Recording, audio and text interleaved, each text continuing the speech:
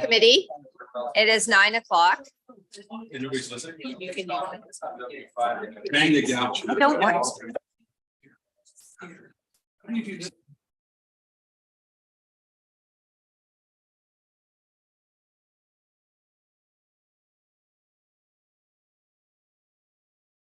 That's helpful. Committee, it is 9:01 and I am going to officially call this meeting to order. I'd like to confirm that all members are present. We do have quorum. For those who are attending in the audience, we do have a couple of committee members who are online today as well. So you will see that there will be times we call on them as well. I'd also like to confirm our CAO and clerk and members of senior management team and staff are here and present today. And that we continue to ask and to have our public input to TML public comment at muskokalakes.ca. And today we have not received any comment.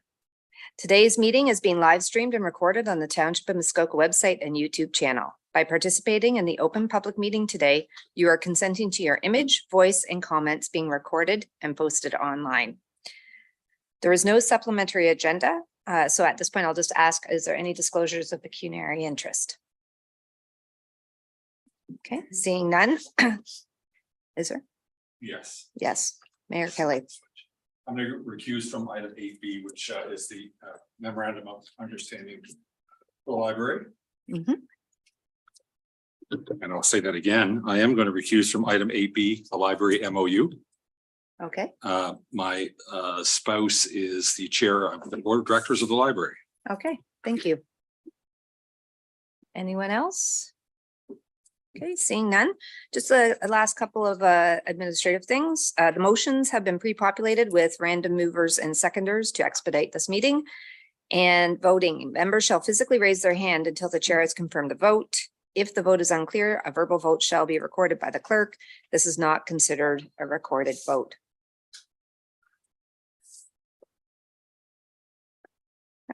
Thank you. All right, so folks, we are going to move on to our first presentation of the day, item 4A. I'd like to welcome Kate Monk, who is going to be discussing a new initiative to attract doctors here in the Township of Muskoka Lakes.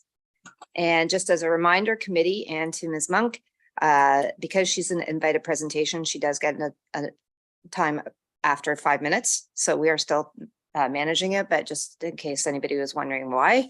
And the second part to this, and Ms. Monk and I have spoken about this, is we will ask questions after the presentation as we normally do. And then you'll note that there is a resolution that's further on in our agenda, and we'll speak to it more specifically at that time. So with that, I will open up the floor. Welcome. Thank you for joining us here. 2 sets of glasses, so I take off to see you and I put on. I think we just have to make sure your mic. I'll do tech. How's that? That's great. Thank you and welcome. Thank you. Madam Chair, in the interest of time, I am going to just read off my paper if that's okay. My name is Catherine Monk, and some of you may know me from my professional life as a regenerative strategist and marketer with the Regional Tourism Organization. Today, however, I'm appearing before you in a personal capacity. Just some quick context about me.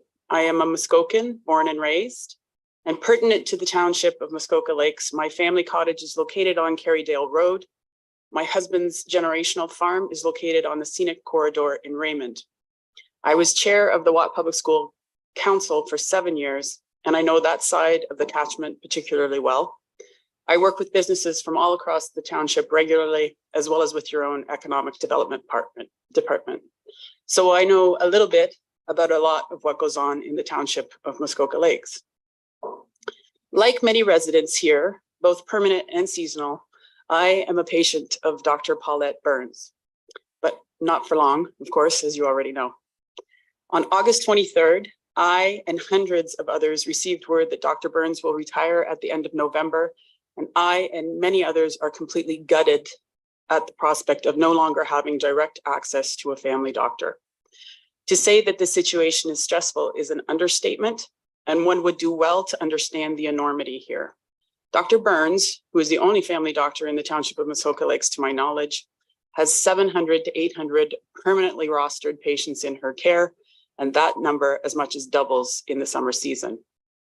Of course, lack of family physicians is a challenge everywhere, and it's a problem that will only get worse as more physicians in Muskoka, like Dr. Barrens, retire. This situation is exacerbated as fewer doctors are choosing to work in family medicine, making the prospect of finding her successor, let alone building a pool of working physicians, extremely daunting.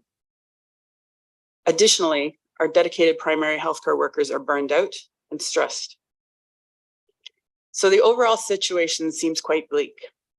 I have a little knowledge of what is being done to attract doctors to Muskoka, particularly via the Muskoka and Area Ontario Health Team, but I am not aware of any concentrated efforts to replace Dr. Barrens in this community. I would like to help. Last week, with the assistance of the Muskoka Community Foundation, I established the Dr. William S. Monk Community Healthcare Fund in memory of my father.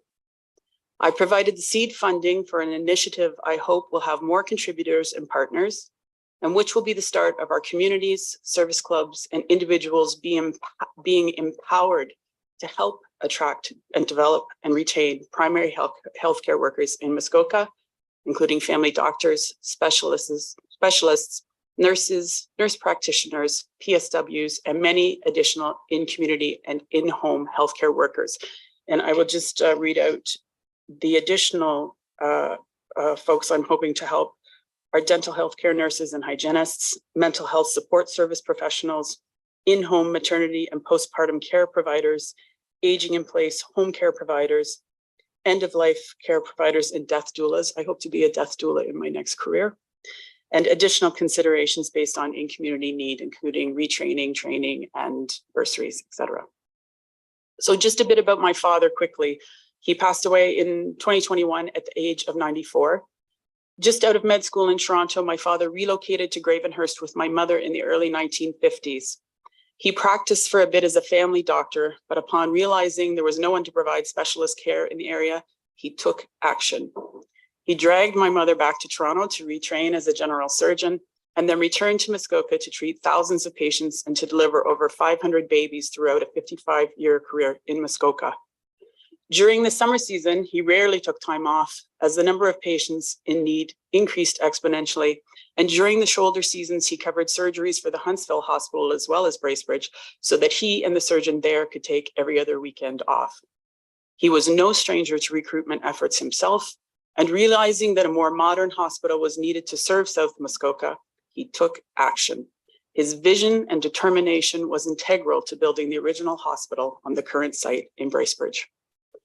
My mother, Margaret, who trained as a dental nurse, was no slouch. She served on the hospital auxiliary for 40 years.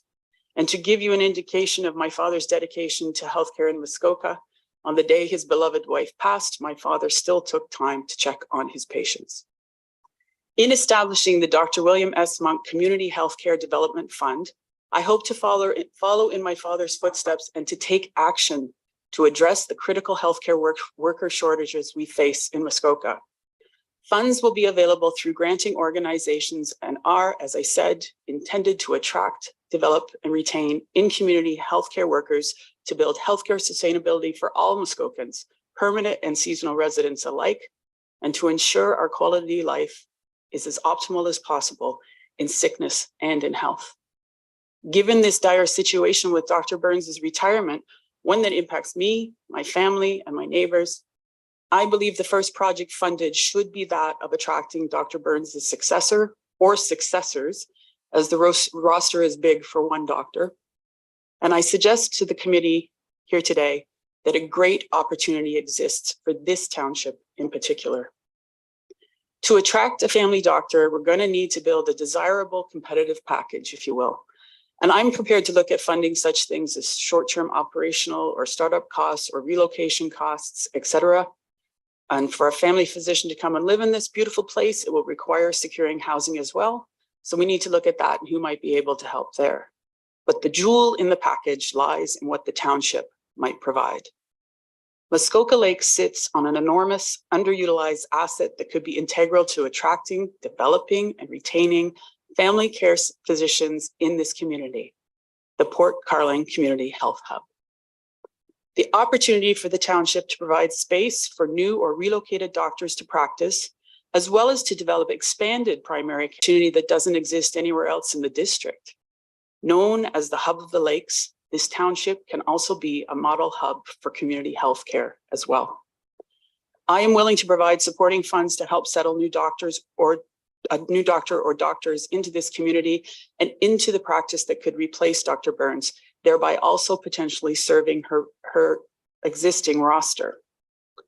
I am happy to I'm willing to assist with recruitment efforts and offer my not insignificant acumen as a marketer and as a collaborative network developer to be of service in this endeavor. I am happy to reach out to community service organizations to determine how they might support such a recruitment initiative. And I am here today to ask you to consider if the Port Carling Community Hub might be a place where healthcare in the township of Muskoka Lakes can genuinely take root and expand so that the residents of Muskoka Lakes are cared for where they live. For me, the most important thing is to take action, to not just be passive and let things deteriorate and put us all in an even worse situation, but instead perhaps put a little bit of the community's destiny into our own hands. I hope this all made sense, and I'm happy to answer any questions. And I'll just finish with this. I'm gonna get teary here. Today is my parents' 71st wedding anniversary, and I can only think that they are smiling down on all of us today who are prepared to take action to help this community. Thank you. That hit me at the end. That's it. That's all I got. Thank you. Very well done. And I do want to thank you for coming today and standing up. At this point, Ms. Buck, I will ask committee if they have any questions. Again, reminding committee that we have a resolution, as you would have noted later in the day. So I see Mayor Kelley has his hand. Thank you. And through you to Ms. Monk, Kate. That was terrific. I know that's not a question. Thank you very much for standing up on behalf of the community. I do have a couple of questions, and I'm sure you've covered them off in your thought process. Having spoken with Dr. Barrens about this a couple of times, it seems one of the biggest obstacles is encouraging somebody to come here where there's a high probability that they're going to be one-on-one call. Are you aware of any way that, other than recruiting more than one doctor, where that call can be spread among others who may or may not have a permanent practice here? I'm just not familiar enough. Certainly. So call is a big issue for doctors. It was in my father's time as well. I am not a medical professional. And so to understand the system, we have to talk to people like Dr. Barrens. It is a huge issue. So you can say it will attract you to beautiful Muskoka, but they are going to have to serve in the community and then take call at the hospital, which is already overburdened. So more than one doctor is better because you're going to create a better pool, right? And in fact, that is a task that all of Muskoka faces, and where we turn our attention to the Muskoka and Area Ontario Health Team and their efforts to recruit doctors as well. So I think that is a bigger conversation. I come here with an emotional story, and I need a doctor by November 30th. But there are nuances to being a healthcare professional in our communities that we will have to consult with people such as Dr. Barrens. And myself, my own advisory committee, I have to have an advisory committee for distribution of the funds in order to make sound judgment with the funds, which are not insubstantial. And so I have a physician insight, as I've added physicians to the advisory committee for me to give me some insight into that as well. Thank you. Councillor Nishikawa. Thank you. Hi, Kate. How are you? I just wanted to ask you if you could, I think you have insight to some experience through Dr. Barrens, and certainly I have, of the vast expanse of her practice and how it affects our camps. Can you speak on that? Because I know that she had served our local camps, like for instance, Camp Aguda and as well as Cleveland's when they were open. She would be up there half the summer, honestly, but I just didn't know if you had an opportunity to talk to her about that and that other extended practice, because I know at some point there was a discussion about bringing part-timers in for the summer at that. I cannot, Councillor Nishikawa, because that is her purview. I can tell you that Dr. Barrens doesn't just sit up the street, right? She delivered many babies. She was on call as in the obstetrics department at the hospital. I'm hearing about the camps now, certainly. So it's important probably to just have somebody in the community who can perform a basic function, and then how can we expand on that, right? It is a big catchment, right? It goes up to Hecla, and she served it all. Dr. Krawitz in your area was sort of the last physician as well. So I would anticipate for all of that to be serviced. Let's aim high and say we're going to try to attract more than one doctor to the township of Muskoka Lakes. But as for that particular item, that is something that would have to be, we would get insight from Dr. Barrens as well. Thank you. Okay, committee, Councillor Zavitz. Thank you, and through you. What's very interesting is this works differently as well. It works in reverse. We recently sold our home, have a property here still, of course, as taxpaying residents, and we literally moved, and it's impossible to get a doctor pretty much everywhere in Ontario. So, I mean, this is a huge problem that obviously you've identified, and you're feeling the brunt of it here and now.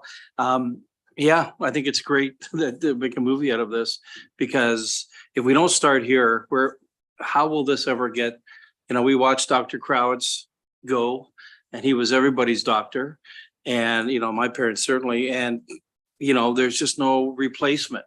So we just kind of move on, soldier on. So thank you for coming forward. I'll certainly be supportive of whatever it is this group feels a need to do. Thank you for that.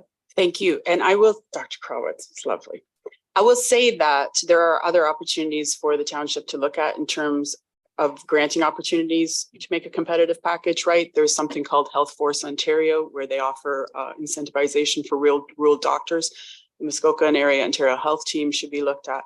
But my basis for coming forward now, my father's been dead for 2 years, and I've been thinking about this for a while. What are we going to do here? The bare minimum for me in Muskoka is to not lose doctors and not replace them.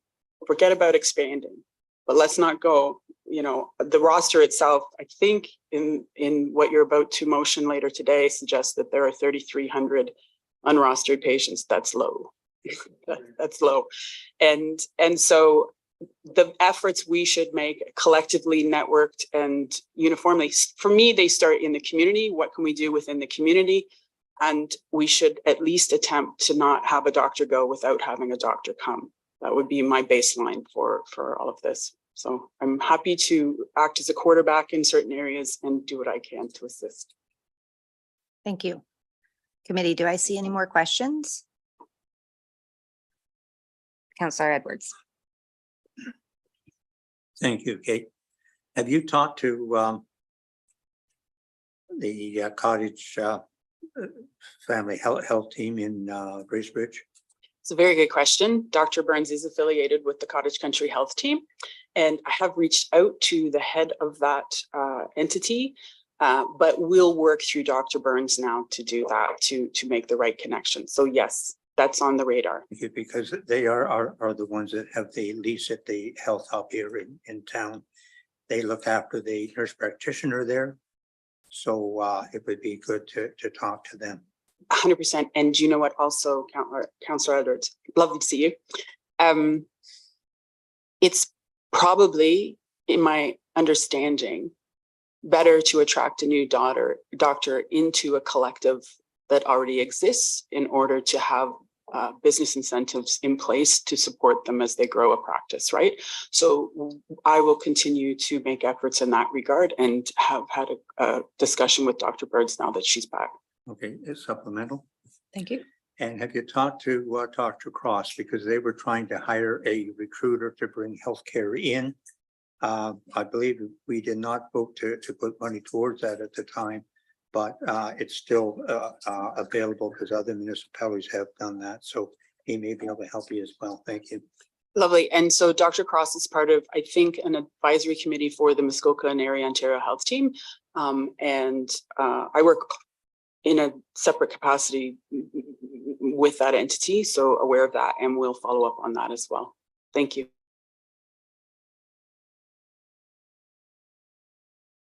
Thank you, Councilor. Given, we're a part of the mothership at the district, are there any other municipalities that we're partnered with that may have the riches of more than one doctor? For example, Georgian Bay, or, and one wonders, could we not even somehow fill the gap for this unfortunate 800?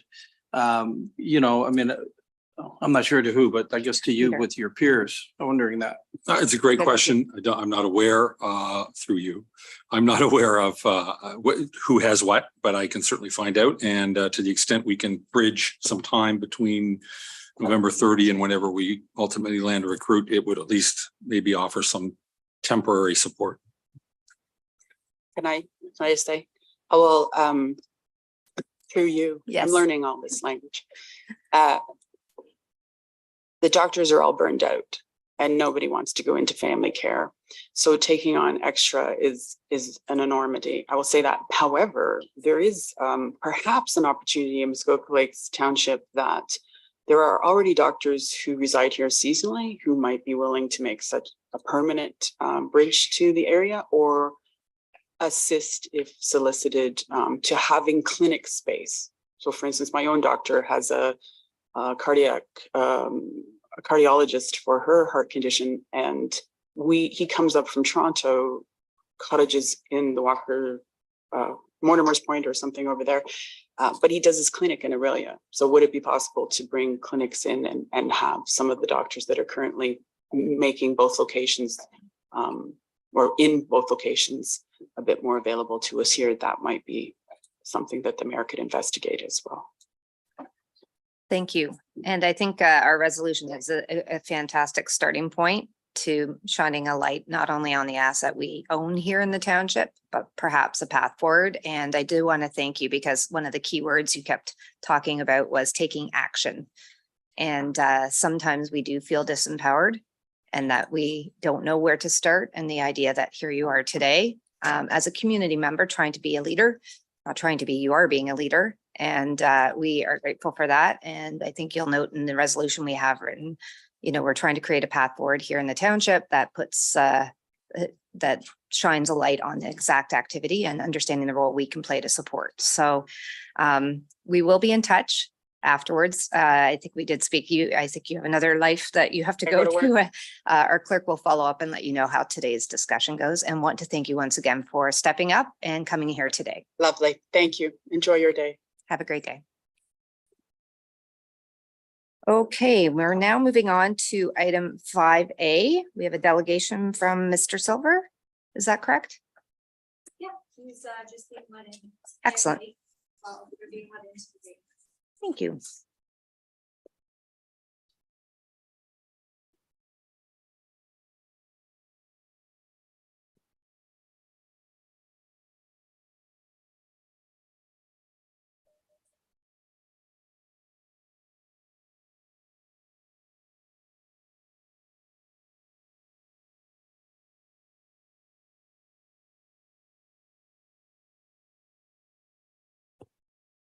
Okay, thank you. Item 5A, we have a delegation for 5 minutes on the Torrance Barrens, and I'm trying to see who I see up there. Is it Mr. Nageleisen? Is that how I say that? And Mr. Silver. Which one of you would like to speak today? You are muted. Is that you, Mr. Silver? Can you hear me now? Yes, I can hear you now. Thank you. Okay. Mr. Silver, you have 5 minutes. And I will turn the floor over to you. Well, the problem is the same old. It's the problem of outside garbage being deposited, littering, rowdy conduct, unsanctioned camping, and fire making at the Barrens. Things are a lot better with the working group, and there are efforts being made to control all of that. But given I only have 5 minutes, I'm just going to say the problem is the recurring one. But there is a solution, a very, very easy solution. And our proposal is that the township hire a monitor, an environmental studies student or someone of that ilk, to work essentially from Victoria Day to Labor Day and monitor the Barrens and be there to take people to the appropriate campsites, prevent littering, prevent any kind of unruly behavior. I have found, because I have done this for a couple decades there, that when I wear green, it goes very well. People are amenable for the most part to instruction. They don't want to appear to be offside. And I think that this will work. And if we engage it as a pilot project, we'll see whether it works or not. But we need some enforcement. And the old refrain, well, this is provincial jurisdiction, it's a provincial place. Yeah, we know that, but we also know that the province doesn't have the resources to properly staff it.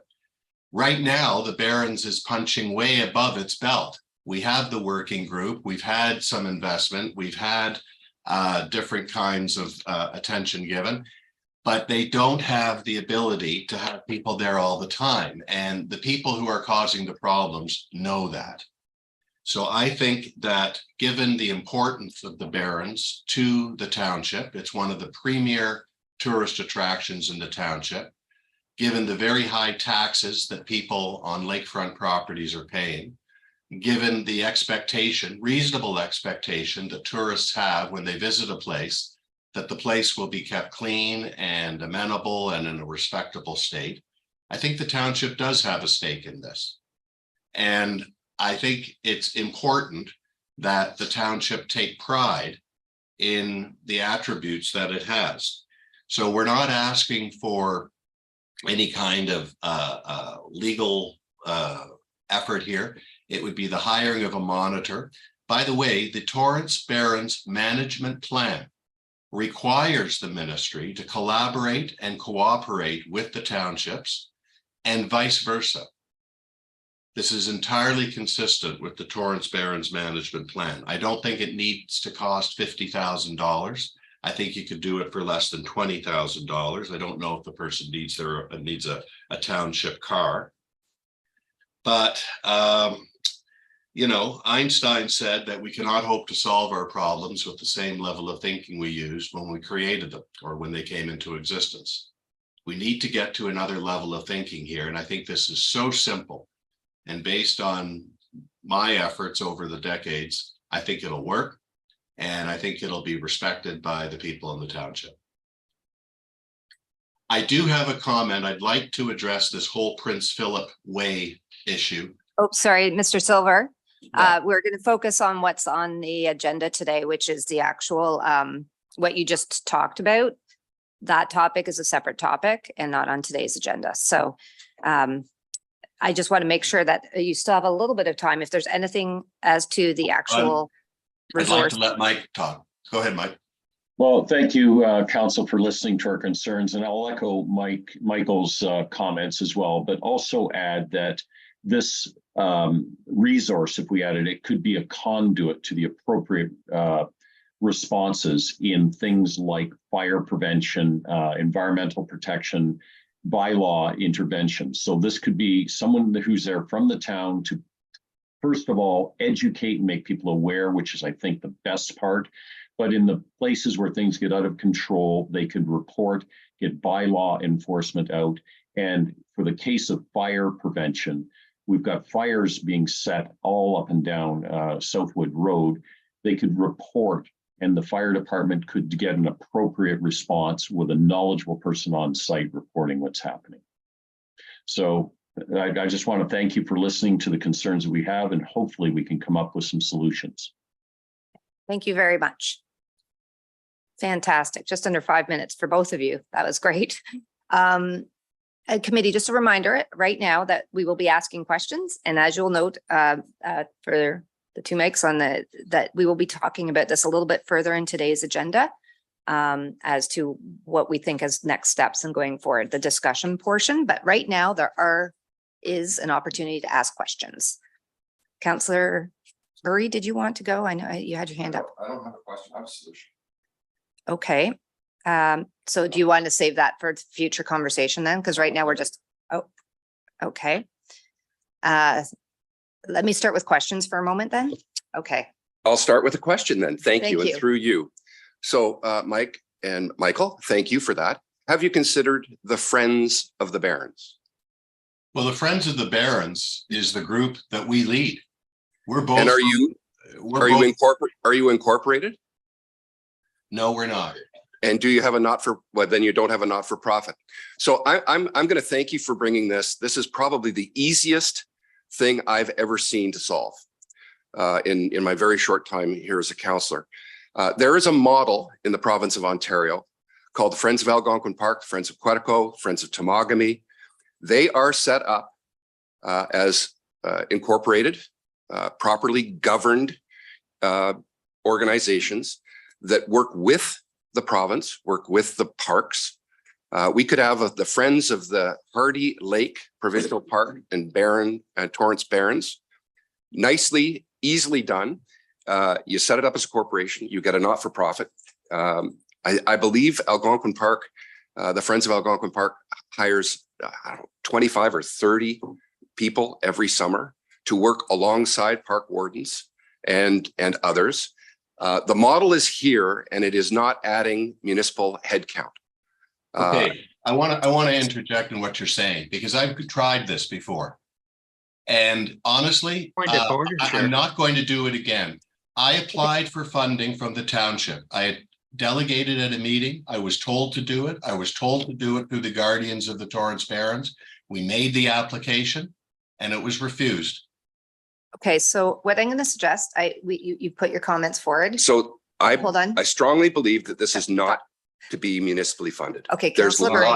lots of I elsewhere. hear what you're saying. Thank you. At this point in time, I would like to focus our conversation on questions. We are going to have a chance to debate this, and I think we now know where Councillor Burry is thinking. So Councillor Zavitz, I believe you had a question. Thank you. And through you. So Michael, thanks for this, of course. And the reason I didn't respond to you yesterday to your call was because I had some questions of staff. And if I could, through to anyone in our staff, whether this is bylaw or, public works, I guess my bigger concern here is what can this township do? What should we do when it's not our property? I mean, as great as it is to have the Torrance Barrens and Hardy Lake in our midst, I don't know that we can. So I'm asking that question. What can we do? What's the extent of what we can do? Okay, Is my I question. think that's a Thank great you. question, and I can see our CAO would like to talk to that. Thanks, Madam Chair. So with respect to the Torrance Barrens, this council advocated to the province with respect to increased resources. Mr. Silver has indicated that did happen. There was a working group that was created that I'm not aware of the latest reports. I believe Councillor Nishikawa did speak to the matter a month or two ago. That said, I think we should continue to advocate. I would share probably your concerns with respect to municipal staff resource. It's not clear to me, they would definitely need a vehicle. Not clear to me about working alone in a remote location. I know I've heard concerns from the fire chief when he's been out there on his own. And especially with the concept of putting a summer student out there, I would have concerns. So with respect to what we can do for other properties is continued advocacy. I would note as well that previously we did not have a local MPP that was a cabinet minister. We do now. So I believe that we have a little bit further reach into cabinet, and I think we should continue the conversation there. Okay, thank you. Can I, is that, if that's a question, can I? Excuse me, Mr. Silver, I just want to, right now I'm asking committee members for questions. Oh, Thank you. all right. Councillor Zavitz, did you have a supplementary? Thank you. Supplemental to what the CIO has said. You know, in hearing what Michael Silver has said about coming to the township for money, and I certainly subscribe to Guy Burry's theory that, you know, I'm not so sure it should be the township. Thus my question earlier. Yeah. You know, to the extent of our involvement, what can we do as a township to impact and make this better? Because that's really what we all want. Without us giving $22,000 for a new Buick and a person for a summer. Okay, so you're kind of commenting at this point as well, just that when we get to and I'm not trying to cut off, I'm trying to focus our conversation right now on the questions. So Mayor Kelley, I do see your hand up. Do you have a question? I have a question, thank you, and through you to the two, to Mike and Michael. Just want to go back to your proposal and make sure that I understand what you're asking. When you use the word monitor, it's a relatively soft skill. But then I hear you describe things that sound more like bylaw enforcement, which is a completely different skill. And aside from the funding and financing, which we've heard from a couple of councillors on, I'm much more concerned about the lack of any sort of jurisdiction on our part to go on that land and enforce anything. And so I'm curious to know, and Mike, I see your hand is up, but I'm curious to know, does the word monitor imply patrolling? Does it imply some sort of ability to stop or ticket or cease and desist or escort people to the gate?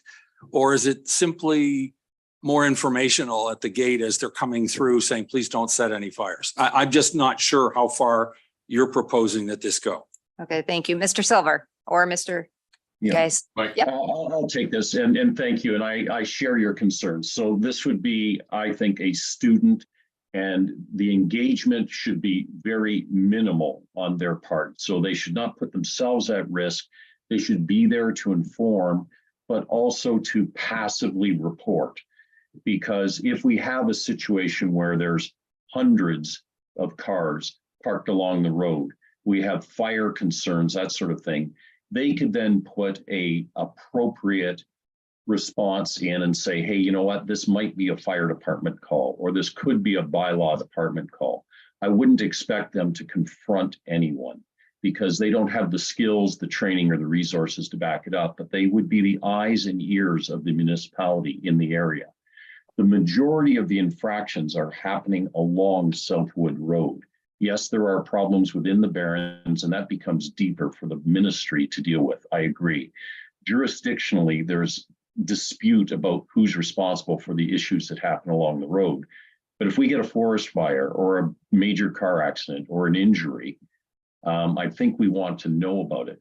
And I don't think we want fire resources going out there for an inappropriate response. So I think just someone who's informed, knows what's happening, has the contacts, and can make the appropriate calls is all I'd be looking for. Okay. Can I add to that? Yes, you may. Go ahead. I've done this before. I've done it for years and years, well over 25 years. And I find that when people are talked to respectfully and informed of what the rules are, 95% of them comply. And now, of course, there are specific campsites to which they can be directed, and there's actually an answer for some of their questions. But it will work. It will work. And I don't think that person has to get into enforcement. If there's a legal issue, I mean, that person should be able to, I guess, contact the bylaw officer, contact the ministry, contact the OPP. But having said that, I don't think there'll be a whole lot of that happening, and their mere presence, I mean, maybe they wear some kind of, shirt or whatever. Maybe they identify themselves as from the township. But I know there was $20,000 set aside for the creation or the rebuilding of the boardwalk that didn't get spent. In the end, that didn't have to happen. Notionally, the money should be there somewhere, I suppose. It was budgeted, it was there at one time, just a couple of years ago.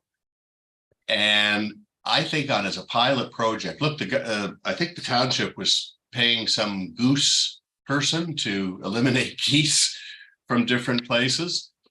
Well, it's kind of like that. And I think that cost $60,000. So this is worth doing. It is worth doing. And, you know, the jurisdictional morass, this is why I'm calling it a monitor. This is why we're doing it this way. I don't think you have any jurisdictional issue. I can tell you, Mike and I have been on the working group, as has Ruth, now for almost a few years. And it won't get better at the ministry end. Okay, thank you. I see a supplemental here from Mayor Kelley. Yeah, thank you. And through you, just a quick follow-up. Have you taken the proposal for a monitor to the province to see if they're willing to put somebody in to do this job? Well, we've asked the province to do it with their own ministry staff, and no, they don't have the resources. Okay, thank you. Councillor Nishikawa. Thank you. I'll have lots to add later, but I think my question would be to Mike Nageleisen, because I just wanted to have, so those of you that weren't aware that Mike is from the Gravenhurst side, has there been a response from Gravenhurst at this point? Okay, thank you, Mr. Nageleisen. Yeah, and thanks for your question. And the answer is Gravenhurst does participate on the working group and are aware of what's going on. Most of the jurisdictional issues or the area that where the problems occur are on Southwood Road, not in the Gravenhurst portion of where the problems are occurring. And so it's unfortunate that we have a boundary there, but along Southwood Road where the Barrens and Southwood intersect is mostly within the Muskoka Lake. So that's the issue there. I think there's general support from Gravenhurst, but there hasn't been a specific ask to Gravenhurst to do anything. Okay, thank you. Okay, any other questions? Just looking online. I don't see any hands up. Okay, seeing none. Thank you both for your presentation and joining us here today via Zoom. Our clerk will follow up with you and let you know the outcome of our conversation later in today's meeting. Thank you. Yeah.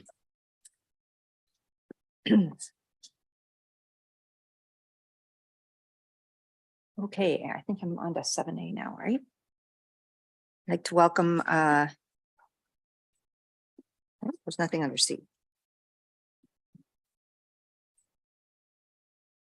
We're going straight to 7, right? Madam Chair, Mr. Sopko will present the report Okay. this morning. Item 7A. Mr. Sopko.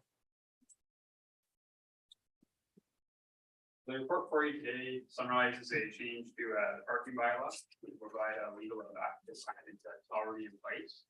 Locations. Oh, sorry about that. You want me to repeat what I just said? Yes, please. The report before you is to provide legal effect to signage that's already in place. First location is along Bailey Street, out from the highway down to the water on the east side of the road. And the second location is McDonald Road, both sides of the road from 169 down to the water. The signage has been in place for a long time. It's just it's a matter of some housekeeping items, getting the bylaw in place to match. Without the signage being there, the signs are essentially non-enforceable. And that's our recommendation as staff.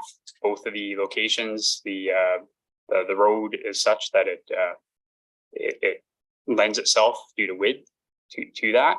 And that's what we recommend. So with that, I'll open any questions we may have. Thank you. Committee, any questions? Okay. Oh, Councillor Kent. Thank you. I'm actually a user of McDonald Road, so I had a couple of questions. I did not understand exactly what you were talking about. If you go from 169 down to the water, that's the small stretch of road you're talking about there. And you're saying that there's no parking. I've never seen cars parked along the side apart from cars that are associated with the marina. And I'm wondering, are the cars associated with the marina on the right side of the road going down towards Foots Bay illegal? Through you, the road allowance in that location is extremely narrow. It's a substandard.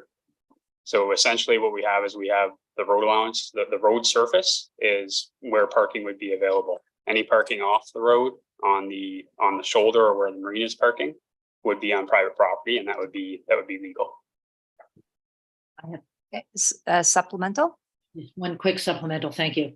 Has anyone ever discussed speed limit as an issue? Because once you're discussing it, I would suggest that road, the speeds of the trucks going down to the Chown construction site is a serious danger.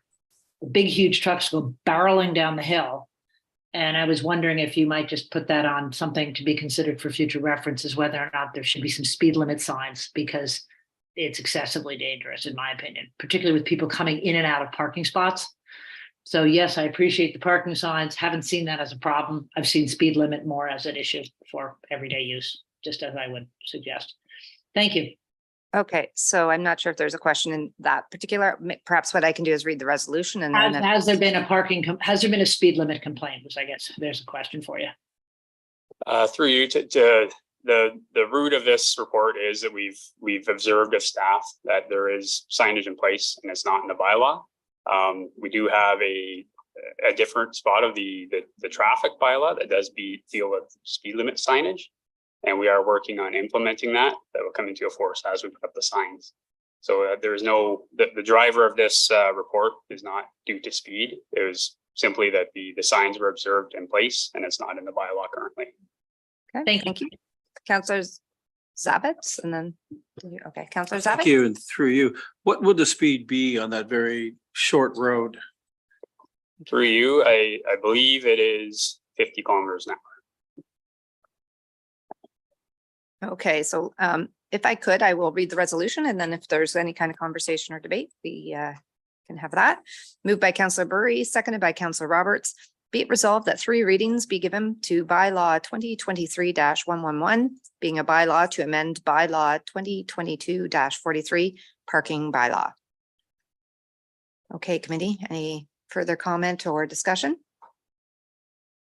Okay, seeing none, all those in favor? All those opposed? That passes, thank you. Okay, thank you very much, Mr. Sacco. Next up, 8A, our Director of Financial Services, Mr. Donaldson.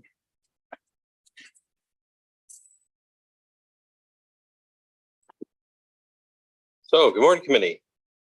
Item 8A on bylaw on fees and charges. So council previously approved policy CFS 16, which required a fulsome review of all fees and charges biannually.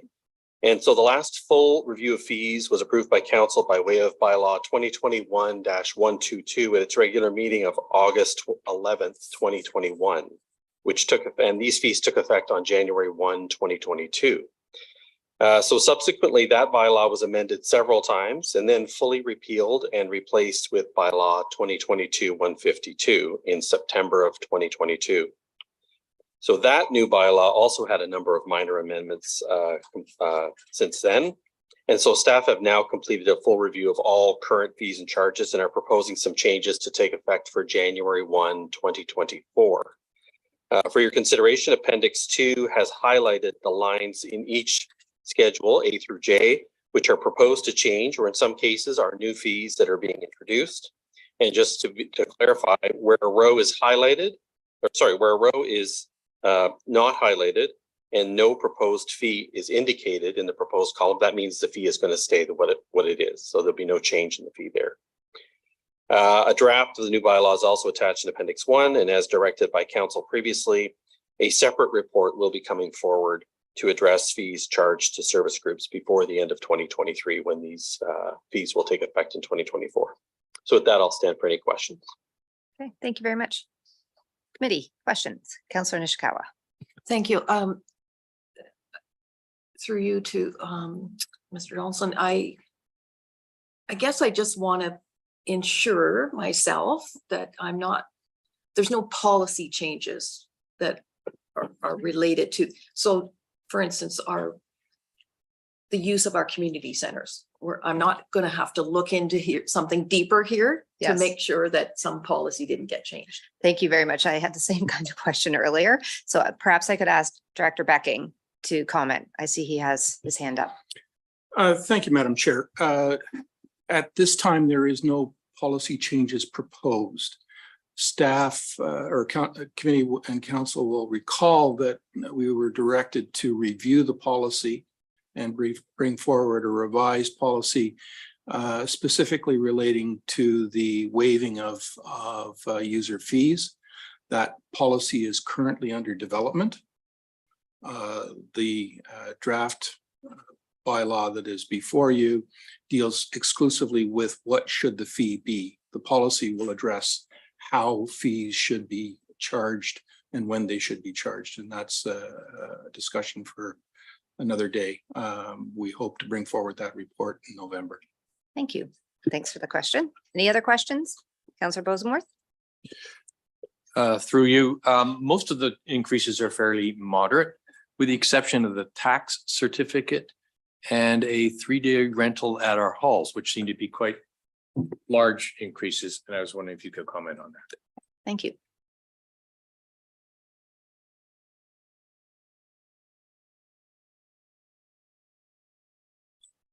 That certificate's on page 16 and went from $65 to $125. And the special 3-day rate for the halls went from $462 to $600. Yeah, so Thank I you. will defer the community center, the hall question for Mr. Moore, who hopefully is here, or yourself. With respect to the tax certificate, so there currently is a $65 charge, and what we do is we get requests from people that say, can I have this in an hour or 2 hours?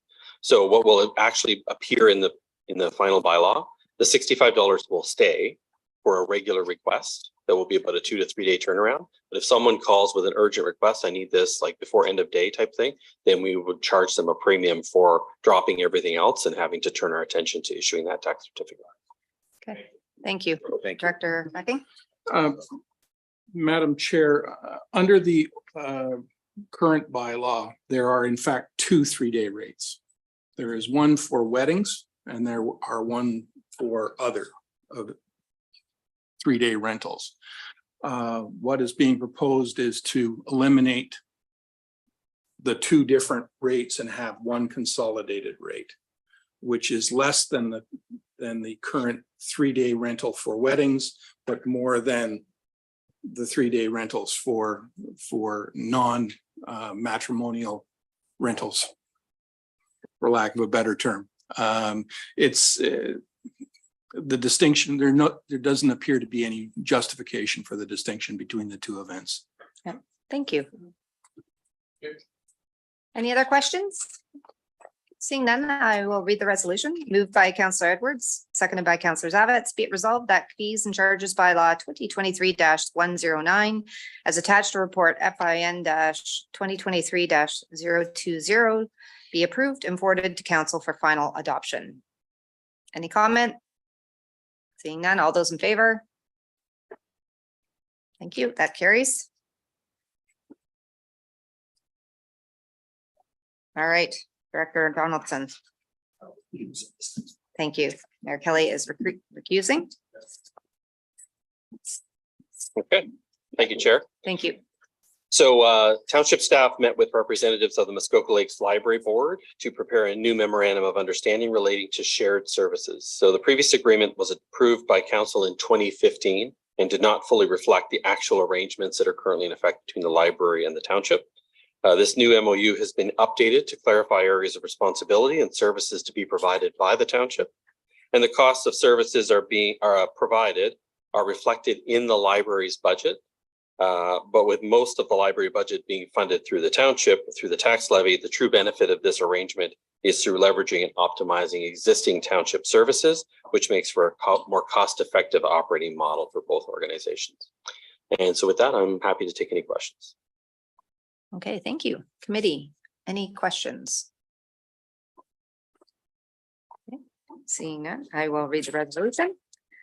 Moved by Councillor McIntyre, seconded by Councillor Bosenworth. Be it resolved that the Memorandum of Understanding, Muskoka Lakes Public Library, as attached to report FIN 2023-019 be approved, and that the mayor and clerk be authorized to sign any necessary documentation in a form that is satisfactory to the Director of Financial Services and the township's solicitor. Any discussion, comment? Okay, all those in favor? Thank you. That does carry. Thank you very much, Director Donaldson, on behalf of council for working with the library and coming up, from what I understand, a really great document and a path forward. So we appreciate your time. Okay, item 8C. Shell, welcome.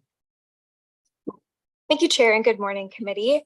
The report before you is regarding an application the township has received for the sale of an original road allowance from an abutting landowner. Staff are recommending approval of the application subject to the noted conditions in the staff report. And with that said, I will turn it back to the chair. Thank you. Committee, are there any questions? Okay, I'm seeing none. I will read the resolution. Moved by Councillor Kent, seconded by Councillor Nishikawa. Be it resolved that original road allowance application ORA-05-23 bracket 1695996 Ontario Limited be approved, subject to the following conditions. 1, a corresponding draft numbered reference plan of survey shall be prepared and provided to the clerk for review within 1 year of the date of this conditional approval. 2, that the township be in receipt of the following from the acting solicitor. 1, a confirmation that public notice of the proposed disposition was published pursuant to the township policy C-LS-06. 2, confirmation from applicable agencies that they have no concerns with the proposed disposition, and that 3, road closing bylaw, a declaration of surface resolution, and any related necessary documentation to effect the disposition. 3, payment of any applicable fees for the land costs, solicitor's time, and disbursements, as well as confirmation applicable property taxes have been paid up to date. 4, that a right-of-way in favor of property roll number 8-8-034 over the lands be provided if applicable. That was a longer one. Committee, any discussion? Okay, seeing none. All those in favor? Thank you. That does carry. Thank you very much, Michelle. And we are now moving on to 9A. 9A. Fire. Welcome, Chief Morale. Welcome. Morning. Morning. Good morning, committee. The report before you, report number 9A, is a report that brings back to council a draft burning bylaw that addresses the concerns that were first raised in the General Finance Committee during April 15th. While the committee understood and appreciated the need for an updated burning bylaw, there was some clarification sought in a few areas. An exemption process for the 1 meter by 1 meter maximum fire size was addressed in this new draft bylaw, and the applicability of the bylaw throughout the year. To address the other concerns raised by committee members, it also follows a more logical order where the open air fires are prohibited, see section 3, the need for a day permit where fires are permitted in section 4, regulations that apply to the open air fires throughout the year, section 5, and exemptions from the bylaw, section 6, and enforcement provisions in section 7 through 9. And I've been made aware this morning that our resolution that we are going to make, one added feature that we should add to the resolution is the fact that there will be more clarity provided to the actual bylaw to be adopted by council for the AMPS piece, because I understand that there's more movement happening on the amps piece that will feed into this bylaw. Although we do address it in 9.4, there needs to be a little bit more specificity according to the bylaw department. Okay, thank you. Do we need comment from the bylaw department, or do we need to change this resolution? Okay, thank you. Well, that seems like perfect timing. We will need a brief recess, I think, to actually change the language. But before I do that, I would like to ask committee if you have questions for Chief, Councillor Nishikawa. Thank you. Through you to Chief, I just want to confirm, because I've been asked and we've read, but just wanted to confirm that our basically burning bylaw from the end of October until April is going to remain the same, essentially. Thank you. Chief Morrow? Yes, that's correct. So inside the burning bylaw, there are general provisions for any open air fire. That part of the bylaw really has not changed at all. That is the same. Okay, thank you. Councillor Bosemore? Thank you.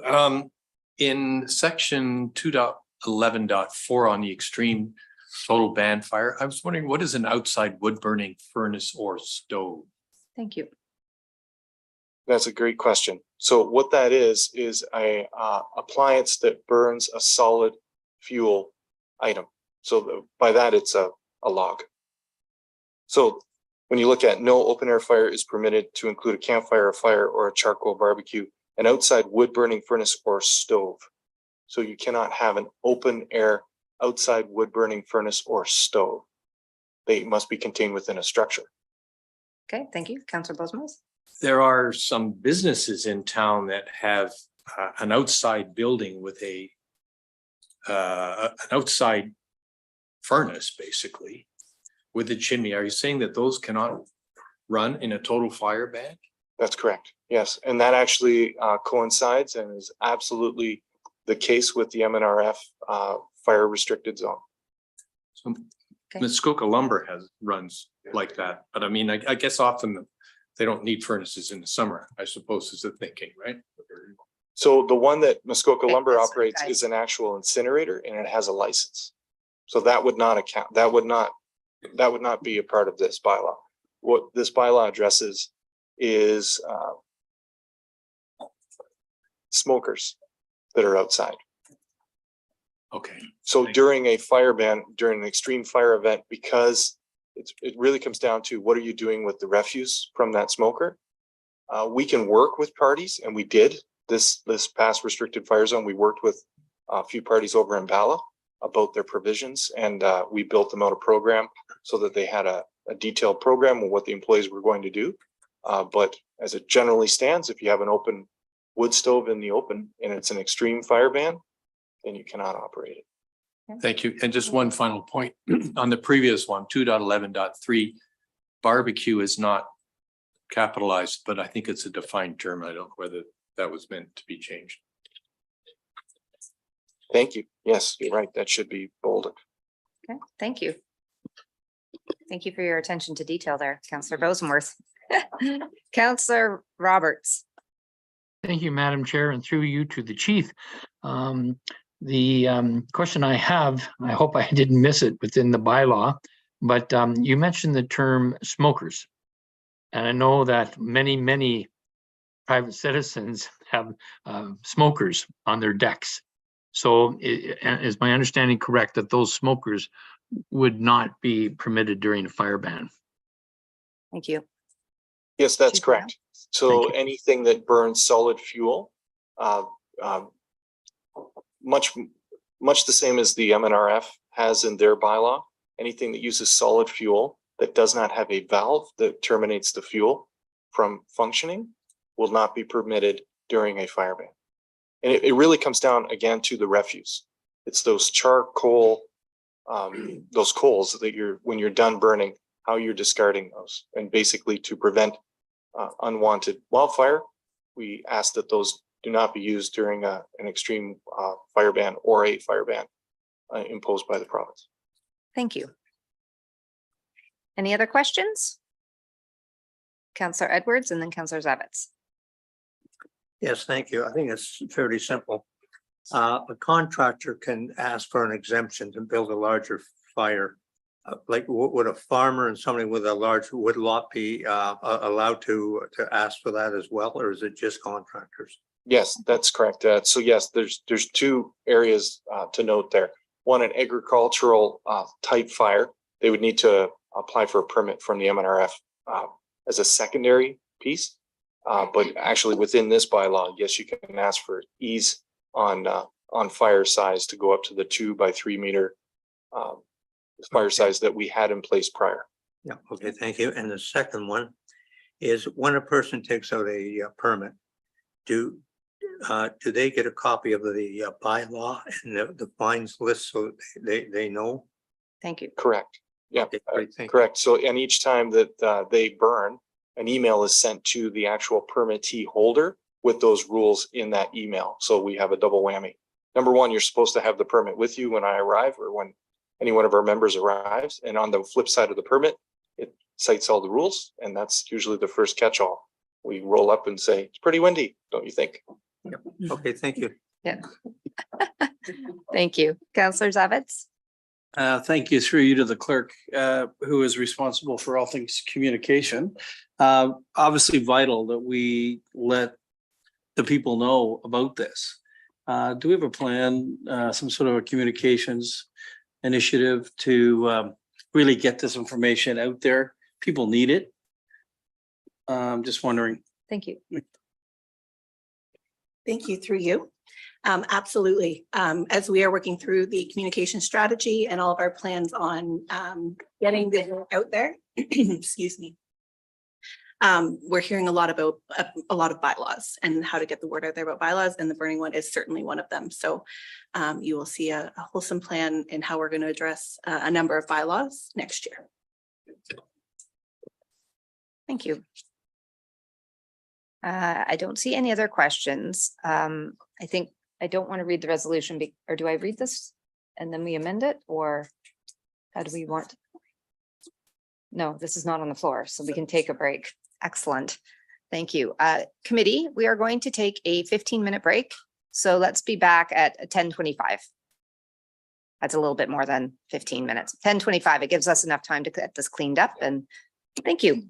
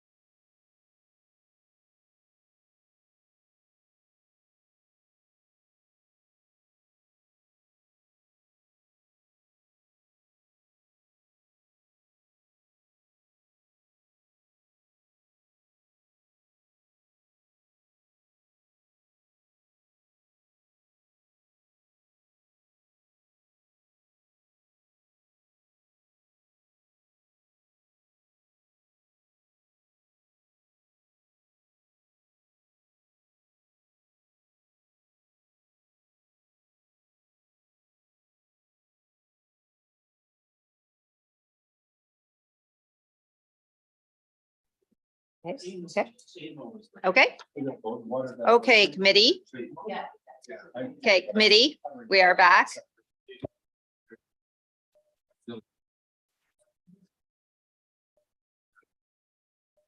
Committee.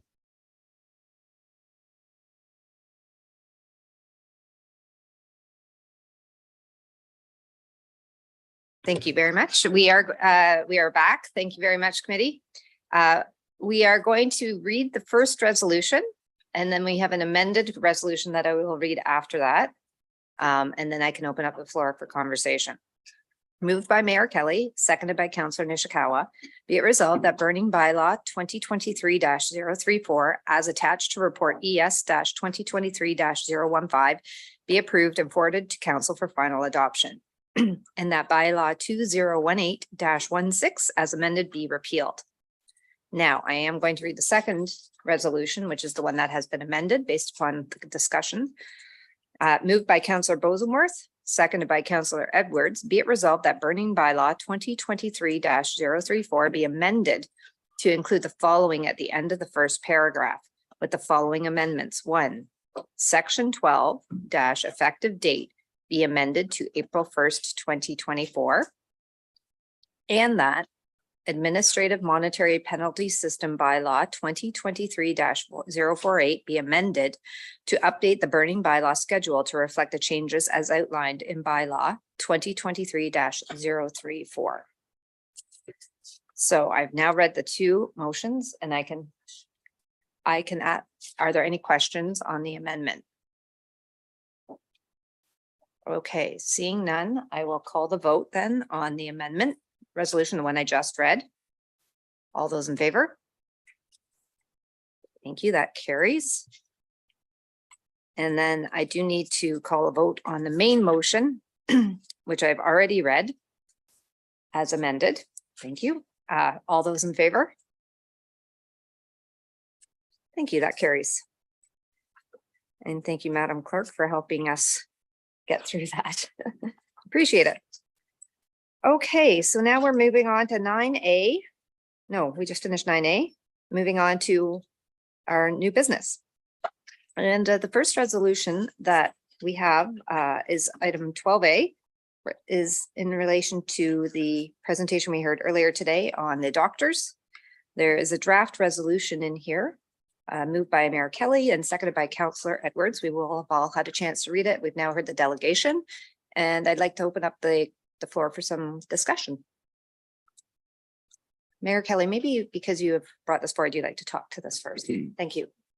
Thank you, and through you, I'm going to amend slightly what I was going to say after hearing Ms. Monk's presentation. But one of the concerns, and I hear about a doctor, having left in Bala, and there's very, very little that we can do about it. But if we don't do everything we can, we're letting the constituents down to a large degree. Dr. Barrens is my family doctor. She's the family doctor for many people. And to me, there's a symbolism to closing the door and shutting the lights on the last family medicine practice at the township. It's not a hallmark of a growing, healthy, vibrant community.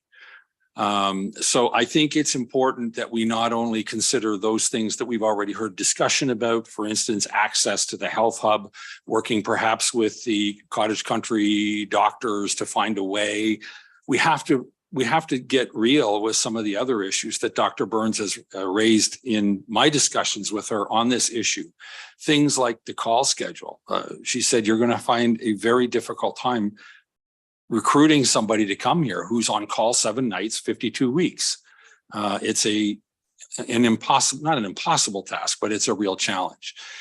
Number 2 issue, I have to tell you how much admiration I have for Ms. Monk's approach to this. We get innumerable phone calls, messages, emails, texts from people with problems and concerns and complaints. My first encounter with Kate Monk was in my office, I think it was only about 2 or 3 weeks ago, and she came with a solution. She came with ideas. She came with a drive to make the thing better. And I have to tell you, tied to her parents, her father's legacy or not, we need to make sure that we do everything we can to make this better as well. And the last thing I'm going to say, and this is the reality of real world medical practice, this is an impossible task. This is a huge Herculean task. As much as we love this place, as much as we have people here loving this place, the practice of family medicine is in a stranglehold right now. Our balance of family life and private life, fact that when you're in a small community, you have constantly people, you're running into your patients everywhere and there's no break. This is a big challenge. And I think we need to be aggressive, creative. We need to support whatever we can. And I think the best thing we can do is turn it over to staff and ask them to ask around and find out how do other communities cope with something like this and see what we can do to ease this situation. It's a thrill to me that somebody has stepped up with foundation with some funding, meaningful funding and opportunity to grow that funding. We can stick to our nuts and bolts and maybe look for things like health hub access, recruitment, maybe making, I think a big obstacle is always going to be recruiting people to come here and find a place to live. Maybe we need to get, creative in terms of how we help that transition so that somebody has somewhere to live.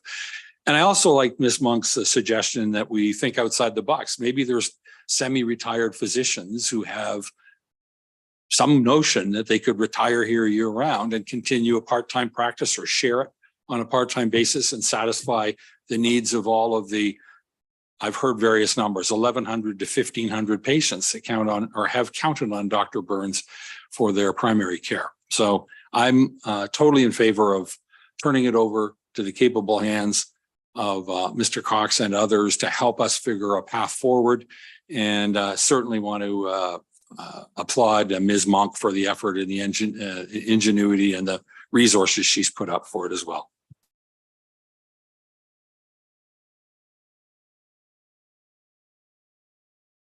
Thank you. I have not read the resolution as of yet. So that was a bit of an introduction to the resolution, given that Mayor Kelley had moved it. What I can do is read the resolution and then I'll open it up. And I do want to say, because I've seen a lot of hands here, I'm going to start with those that are online. Councillor Roberts and Councillor Kemp, but let me read the question or the resolution first. Moved by Mayor Kelley, seconded by Councillor Edwards. Whereas the Township of Muskoka Lakes recognizes that access to a primary healthcare provider is a key element of well-functioning healthcare system and a determinant of a community's well-being and quality of life. And whereas the Township of Muskoka Lakes has been designated an area of high physician need by the Ontario Ministry of Health and Long-Term Care. And whereas the waitlist for a primary care provider in the district municipality of Muskoka is currently estimated to be over 3,300 individuals. And whereas the Ontario Ministry of Health and Long-Term Care recognizes that municipalities have an important supporting role in community physician attraction efforts. And whereas the Township of Muskoka Lakes has invested in the Port Carlin Community Health Hub in order to increase locally available healthcare options. Now, therefore, be it resolved that staff be directed to review current regional physician recruitment initiatives, investigate potential physician recruitment grant funding, and review the current usage of the Port Carlin Community Health Hub. And that staff be directed to report back to council with recommendations for facilitating and strengthening community-led physician recruitment initiatives in Muskoka Lakes. So I see Councillor Roberts says, okay, so Councillor Roberts and then Councillor Kent, and then I will look to those in the room. Thank you, Madam Chair, and through you, I'm very supportive of a staff report to understand what other communities have done. This was one of the items when I was rerunning for position that was brought up by 2 or 3 constituents is healthcare, and I understand, or for doctors, but I understand that it's outside our swim lanes. as per, you know, the township and the district. But I think this is one of those unique cases that we need to do something for our constituents, something very tangible. So anything we can do to facilitate this I would be very supportive of. I would like also for staff to list out, if a doctor was to come to our area, what would be all the fees that person would have to pay, and see what we could do about actually eliminating those. And I do say not eliminating.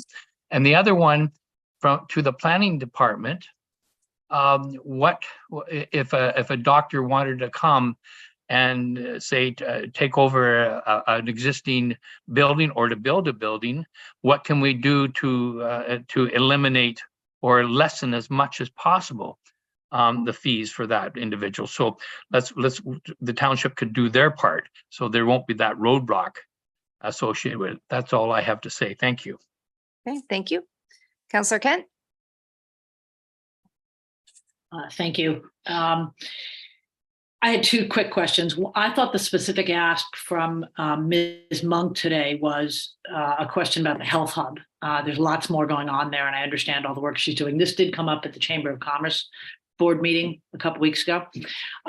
Do we have space in the health hub? I'm not familiar with this specific location. Yeah, and I think that's actually written here. This will come back to us with a much more comprehensive understanding in a staff report. So that is the resolution today, is to give staff a chance to come back. I understand that. Yeah. Okay, I was just asking a dumb question, which is there space there? Is there a lot of space there? I have no idea what it looks like.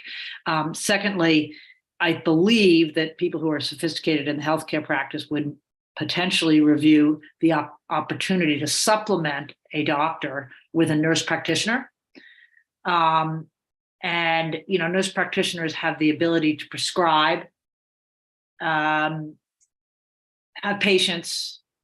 My daughter is seen by a nurse practitioner. She's got some very serious issues on a regular basis in lieu of a doctor in the US.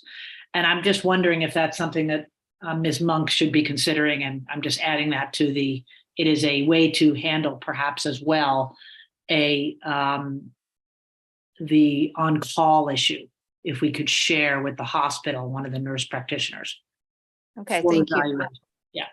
And I do see in our room today, we do have our economic development officer, and he is making note of all of these comments. Just for those who are not in the room, just rest assured that Mr. Cox is here and taking note. Thank you. So thank you. I see Councillor Nishikawa, and then Councillor Zavitz, and then Councillor McIntyre. Thank you. I just wanted to speak on, while I appreciate that this is going to be staff driven initially, I will speak on the fact that we have had a doctor recruitment committee in the past, back in the early 2000s. There was funds available, and actually a lot of good things. We actually had a doctor. And some of the what occurred back then was that this particular doctor was a foreign doctor with a foreign license, and was waiting, and then it was supposed to, you know, have happened, and it didn't. And then he had to withdraw, and in fact, he relocated down in Southern Ontario. Is now operating today, but we had that ability. This is not new to our township. We have had this doctor recruitment program in the past. We just, quite frankly, didn't follow through. And it was mostly about the added burden on Dr. Barrens. I spoke to Ms. Monk asking the questions about the camps, because I don't really believe that this council or many of our residents are aware of that impact that Dr. Barrens has offered. And I have been, yes, I'm one of those patients. And I would say even 25 years ago, she had another doctor that would come in trade-offs, right? Like, and those sort of things. So, but literally, the amount of time that she had to spend at Cleveland's, the amount of time that she had to spend at the summer camps Like all of these things are going to affect us from an economic development perspective. I would say that there should be a citizen group established for this, whatever that next step is.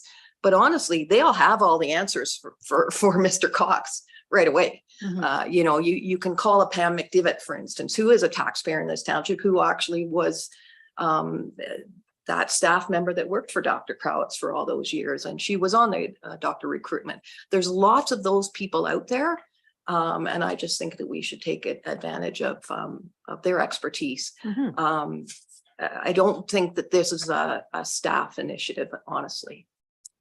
Thank you. Councillor Zavitz? Thank you, through you. I guess two things. First of all, again, this is a condition of that's come to reality in 2023, but in the cities, people don't have doctors anymore. And so many people, thousands and thousands, you know, we have so many new Canadians, if I could use that term. And you can see, you know, there they are, and they're all in walk-in clinics. So if you don't have a doctor, you go to a walk-in clinic. Well, there isn't one in the township of Muskoka Lakes. Really, I don't think you can walk into the nurse practitioner at Wata, but perhaps you could get some sort of an appointment. But the point I'm making is that there are tens of thousands of, this is a huge issue. You know, back to here, I see in the second last point on our resolution, one of the points reads, investigate potential physician recruitment grant funding. And I guess my question would be to, I suppose, staff who created this document. Is that grant funding from this township that we're contemplating for the budget, or is that on a different scale, or all other? Yeah, that's a great question. And perhaps I can ask Mr. Cox, would you like to respond to the grant options?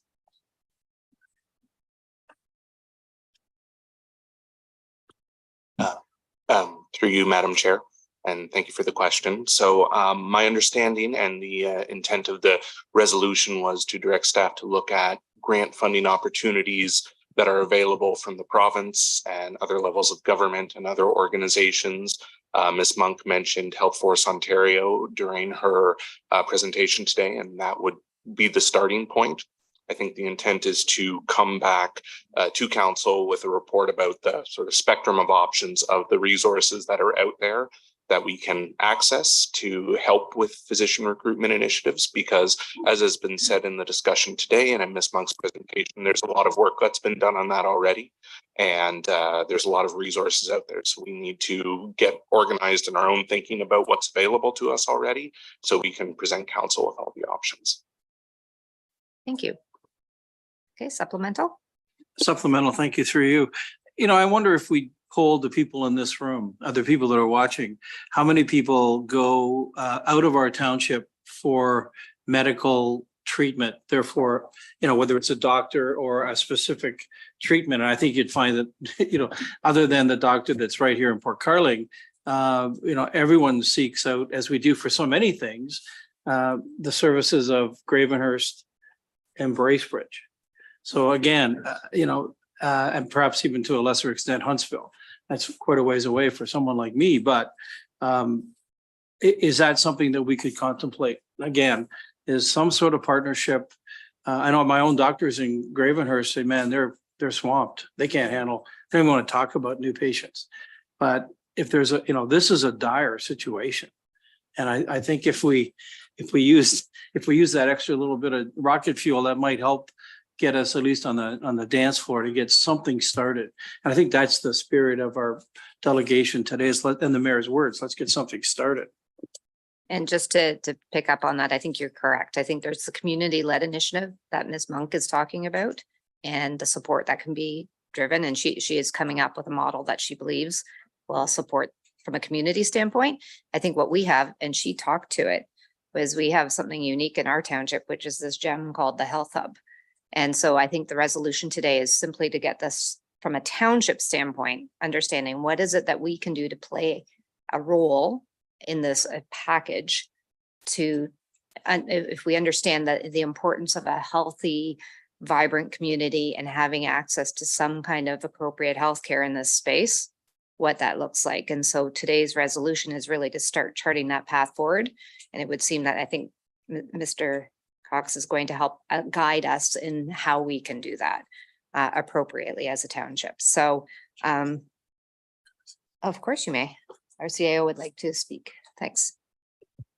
Thanks, Madam Chair. So just further to your comments and further to some of the comments from other members of committee, the keywords I've heard this morning are community driven, help, and support. So I don't want committee members to be under the mistaken understanding that we, the township, are going to solve this problem, because we are not. And I think that's what Councillor Nishikawa was talking about.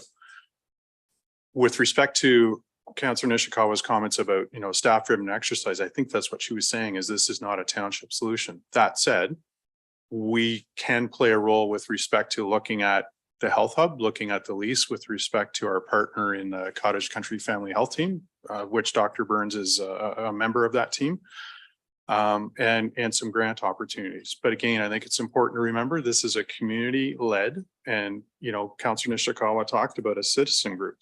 I would suggest to you that Ms. Monk is sort of the key person in that group that's going to be forming. So it's important to remember support role, not leading. Thank you. Thank you. Yep. I saw you, Councillor McIntyre. I was afraid you'd forgotten me. No. So I arrived in Muskoka as my permanent resident, I think the day before lockdown hit. And I had I had just lost my family doctor down in Aurora. And I've spent the last 2 years trying to find someone even just to prescribe my medications. I'd go to Bracebridge because they say there's a walk-in, and on that day, there just wasn't a walk-in. I finally did get to a doctor in Bracebridge and I was talking about finding a doctor, and he laughed at me. And he said, 5 to 10 years. So if you have a chance to get a doctor back in Aurora, take it, because you're not going to find a doctor here. So I went back to Aurora. But then one Friday afternoon, I was wandering around Gravenhurst and I needed a prescription to be renewed, and it wasn't happening. And I looked on my phone and it said a walk-in clinic in Gravenhurst. Well, that's weird because I've never heard of that. So I went in, and what it is it's a pharmacy in Main Street of Gravenhurst. And what they're trying to do is hire sort of like a locum. They're hiring, or they're trying to find retired doctors, that kind of thing, who will come in 1 day a week, just 1 day a week. So I now have an appointment after 3 months for on Thursday, 2 weeks from now, to meet with a doctor who will now be my doctor. And I was just so excited, and I'm so supportive of the fact that these guys are trying in whatever way they can to get people here, and more power to them. That's my comment. Thank you. So I don't see any other hands up. Oh, Councillor Edwards, sorry. Thank you very much. This has been going on a long time. When I was first elected in 2010, I had people approach me to get a nurse practitioner. They had been trying for 11 years. And it's an uphill battle, I'll tell you. But it's just a case of that we could get another nurse practitioner through Cottage Country Family Health Team. The health hub is large enough for it. And maybe sometime what we should do is see if we can get a tour of the building and take everyone over and see what you've got. Do you know that Cottage Country Family Health Team designed their new offices by looking at ours? Our nursing station here. It's that modern, and that the district got on board. That's why there's one in Wausau, one in Dorset, and one here, because they backed it. A while ago, we had a doctor come in here and ask us to give some money for recruiting, and we turned them down. And so, I mean, this is something that we've got to help Kate with and others. But like, there is space, they could bring it. I know Megan over here, then the nurse practitioner has students in all the time, and that helping. And I believe they've got over 900 on their roster as well. So it's just a case of that we have to work at it and if I can talk to our new economic development officer, Mr. Cox, after, I'd be glad to. Thank you. Thank you. So I have read the resolution. At this time, I will call the question.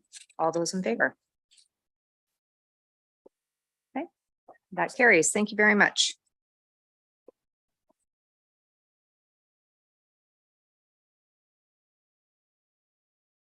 I think I just wrote the wrong one. Which one am I think I'm saving this one.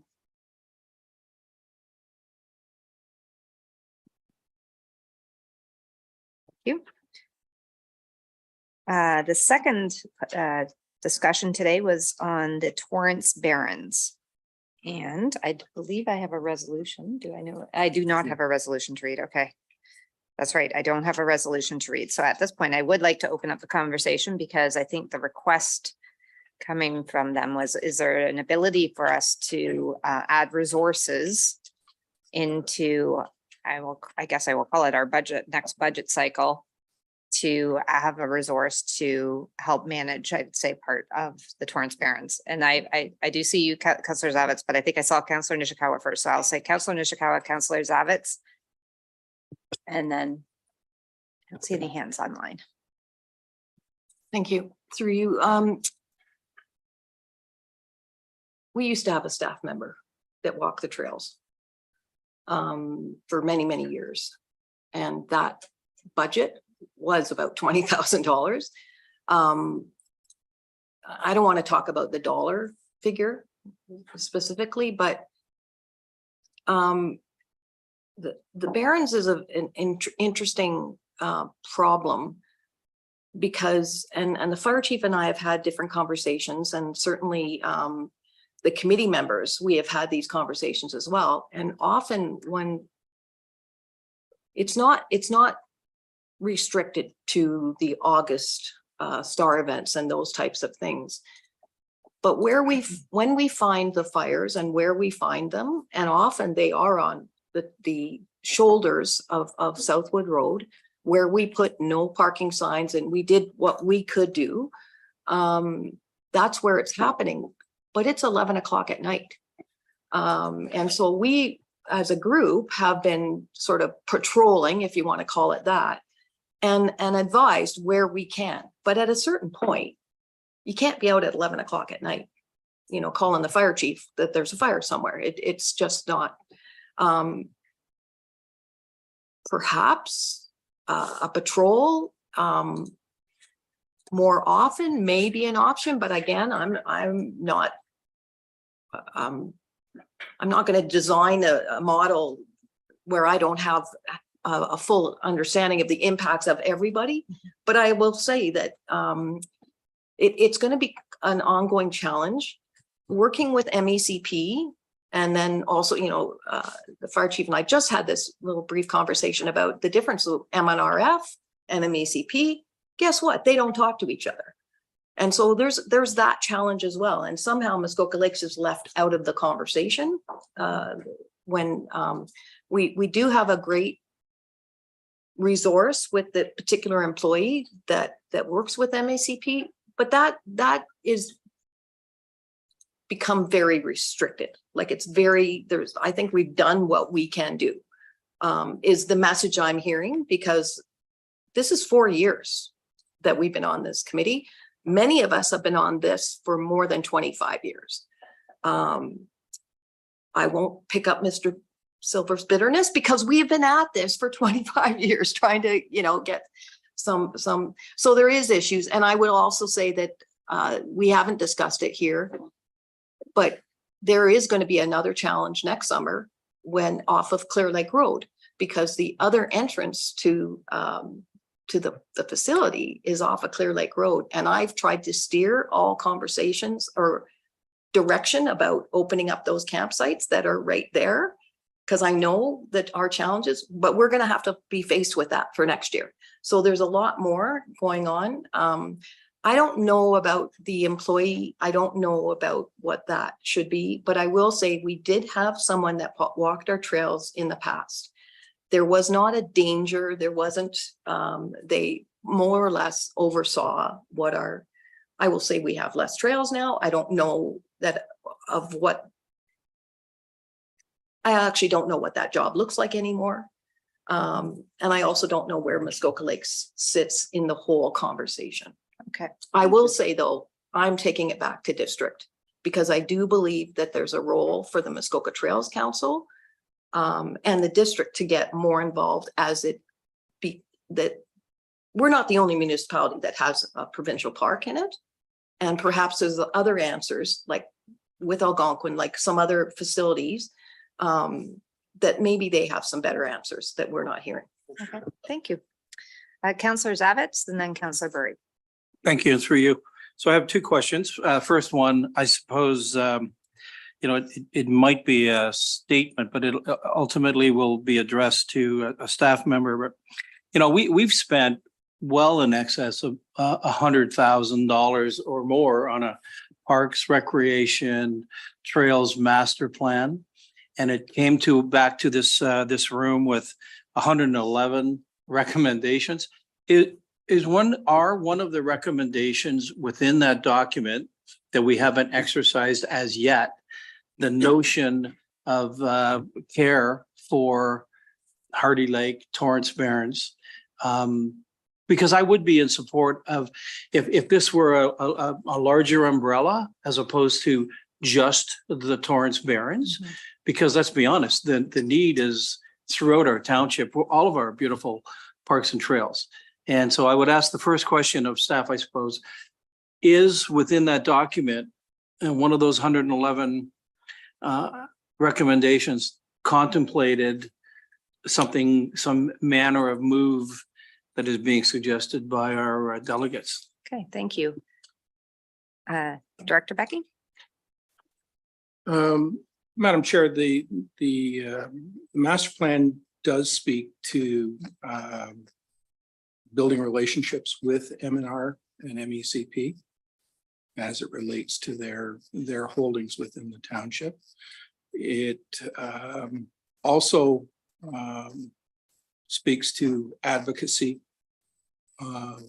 with those two organizations with respect to, again, their holdings within the township.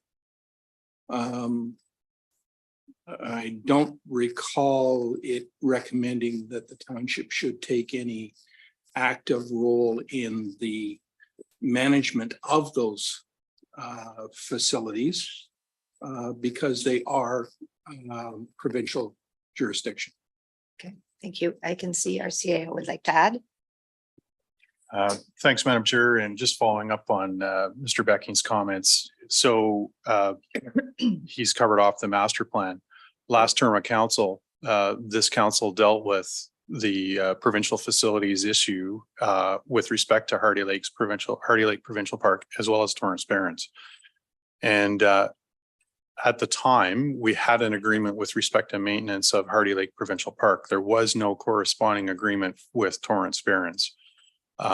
Council chose to withdraw from that arrangement with respect to Hardy Lake because council felt that expenditure of township tax dollars on provincial facilities was not an appropriate expenditure, and that in fact those monies that were being expended on provincial facilities should be in turn redirected to township facilities. And that's really was the direction of the last term of council. And in fact, one of the last measures that was dealt with was the re-signing of provincial facilities to ensure that they were identified as provincial facilities and not misleading the public that they were actually township facilities.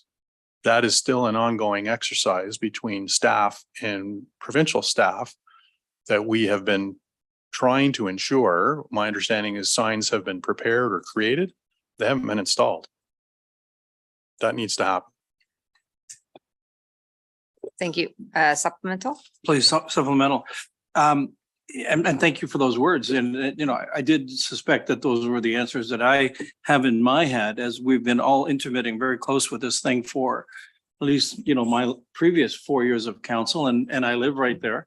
We're not being effective. We sitting around this room, we're not impacted. We got people coming here, the same guy that's been here for 25 years. Ruth has been doing this forever. And we talk about groups and working this and that and everybody working together. It's not working. Clearly, there's a gap. And, you know, I'm very frustrated by this and I'm almost sick and tired of talking about it. And I think it's time for some action. You know, I think in one of the last budgets, I was an advocate of something like a road ranger, somebody that we employ during those peak summer months and somebody with eyes on. And we're going to be dealing with this with short-term rentals later. You know, we need to take care of our place. And to do that, we need to be around. We need to be physically and somebody. So, you know, if there's a way to combine all of our parks and trails together and with a strong focus on Torrance, Barrens and Hardy Lake, I just bring those two up because they're easy to do because they're in close proximity. Working in concert with our bylaw people and our fire people, I am going to be a strong advocate of that. The money is going to be tough to find. Let's be honest, we don't have 20 grand lying around, but I think it's time that we exercised all these plans. I'm going to be talking about that later. You know, we have so much money invested. It's time to hit the road. I believe. Okay, thank you. I see. Madam Chair, so thank you for the opportunity. So in response, Councillor Zavitz, it strikes me that most of the issues that resound around this table, whether it's Port Sandfield docks or these two facilities, they're provincial facilities, they're provincial issues.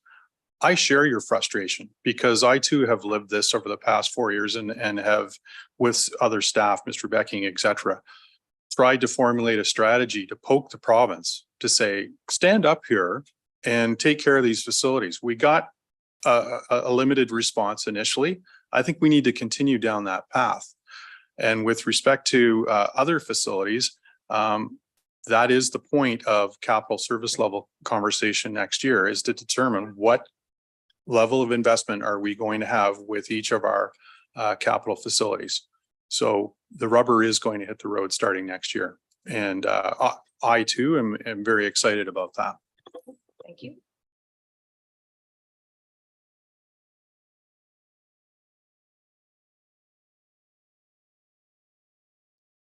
Susan, we can't hear you, Chair. Sorry. Thank you. Councillor Burry, Mayor Kelley, Councillor Roberts, Councillor Kent, Councillor Nishikawa. Thank you. And through you, there is so much to unpack here. I'm not sure where to start. But if we're going to keep it to just the Hardy Lake and Torrance Barrens, I think there's been a lot of people doing good work and goodwill, but probably not looking at doing it the most efficient way. There is a model for multi-jurisdictional parks that's been going on in the province of Ontario for years. Friends of Algonquin Park, Friends of Temagami, Friends of Quetico, Friends of Killarney. These are models that are corporations with good governance. They have charitable status and they think big. The province of Ontario, Parks Ontario, has not built anything in Algonquin Park for the last 25 years. It's all the Friends of Algonquin Park. We could easily dream a little bigger for our Hardy Lake Provincial Park and our Torrance Barrens, which are our crown jewels, and think a lot more than, you know, a little monitor going around putting out campfires because the marshmallows and the s'mores are too big. We've got a lot there as a resource. We don't have municipal money. And if you think municipal money is tight now, wait until next Monday when the district passes on a $77.5 million piece for 2 hospitals, of which our share is $13 million. That's just the Township of Muskoka Lake share. And they would still want us to top that up too.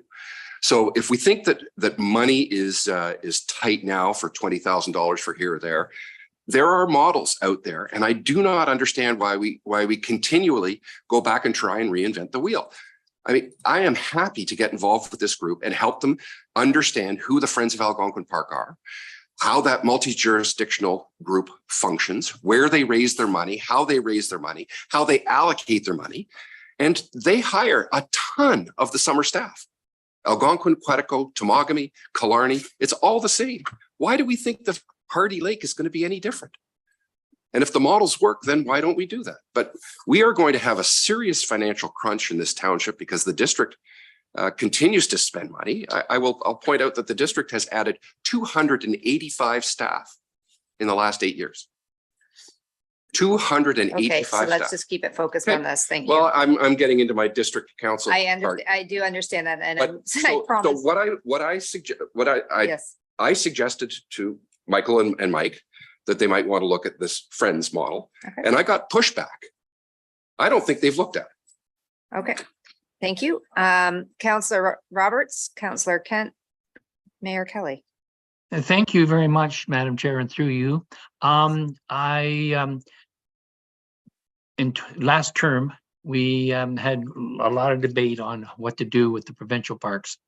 And a decision was made. I still support my decision that what we approved at council. So so that's just what I wanted to say publicly. Thank you. Councillor Kent. Okay, hi. I'm a huge user of both of these facilities as well, of course, as the Port Sandfield docks. And I do feel that we are damaging our reputation as a township, that it's like such a serious problem. People drive up from the city to go to Hardy Lake and there's Kleenex and paper and it's a horror. Can't get into the parking lot. I'll just tell you one quick blurb related to that. I went up on Saturday up to the Forks of the Credit Provincial Park to take my dogs for a walk. It's a beautiful park that's up in Caledon, and I couldn't get in because they put in new barriers. The provincial people have put in a barrier there where you have to sign up ahead of time if you're going to use the place and pay a fee. And I guess that they were not only overrun in the parking lot area, but they felt that the facility was getting too much use at any one particular time. And I'm just suggesting that perhaps, we have to do something here because people are coming to Muskoka to use this stuff and it's an embarrassment. And I realize you said you've given the province a bit of a push, but I don't know whether they've looked at a user fee system to manage the crowds, get some money in to pay for some of these things, but it's not a very attractive it's unattractive to come up and see a big gate and feel like you have to pay, but it did fix the problem. And there's less people, there's less traffic, and they're making some money to make sure the site is managed and maintained for the long haul. So whether it's done through Friends of or through the province, I'd be delighted to help out on this because I'm such a big user of these parks on a daily and weekly basis. But by the way, when I went up to Forks of the Credit, I couldn't get in. I had to go find another public space to go in because I hadn't signed up ahead of time to use the facility. We'd hate to have that happen, but that is, some of the offsets of this. So as an aside, it's embarrassing continuously to have to speak to constituents who are complaining that they're going to fall through the provincial docks or the federal docks at Port Sandfield. So I'm just trying to figure out whether we can do something more with the province or we have to raise money through these kinds of organizations you're talking about, Guy, which I think is the right answer to fund the management of these parks in particular. Okay, thank you. Mayor Kelley.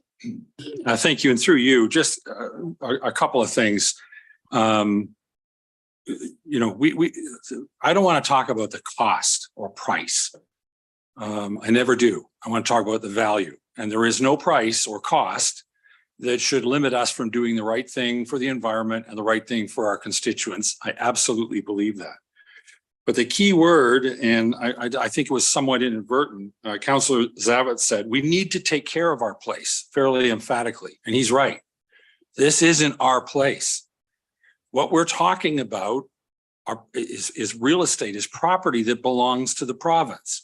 We have no more jurisdiction to go on those places and start enforcing any kind of rules. Our bylaws don't apply. Our ability to be on that property in any capacity other than as a tourist, I think would be trespass. We have no more ability to do that than we do to paint the doors white on my car and drive around on Highway 11 trying to enforce speed tickets. But that doesn't mean we can't do something. We have to do everything we can. And I think CAO Hammond suggested we poke back at the province. We need to put a full-on assault. This is a gem in our township.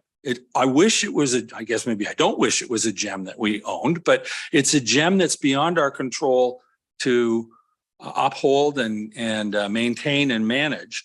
But that doesn't mean that we can't push aggressively and loudly and publicly to get MECP/MNRF, whoever needs to be responsible, to do the job that needs to get done to keep it clean, keep it safe, keep it unembarrassing, I think, to use Councillor Kent's idea.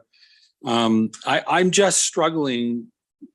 This has gone on for far too long. I don't frankly care if it's MECP, MNRF, or if it's a privately funded venture called Friends of Torrance Barrens. That will have very, very little, if anything at all, to do with our township. It'll just be upholding the expectation we have that the environment will be treated with the utmost of respect, in which it's clearly not being treated that way right now. So we need to continue to understand the problem, exert the influence much more aggressively than perhaps we have, and hold people to a standard that they're clearly not living up to in terms of managing and maintaining their own properties that happen to be within the boundaries of our township and happen to be part of our own tourist and recreational opportunities.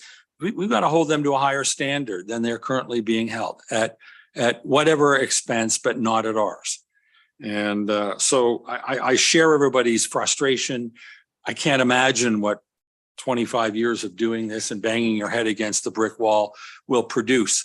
We need to alleviate some of the pain in the head by taking, I think, a much more aggressive role in terms of pushing hard to make sure that the rightful owner of that property looks after it to the standard we expect. Thank you. I should clarify, yes, it's been more than 25 years for me, but I should clarify, it's been a joy. I don't want us to ever forget the fact that the reason why there are trails in Hardy Lake and there are trails in the Torrance Barrens is because we created them. This council created them.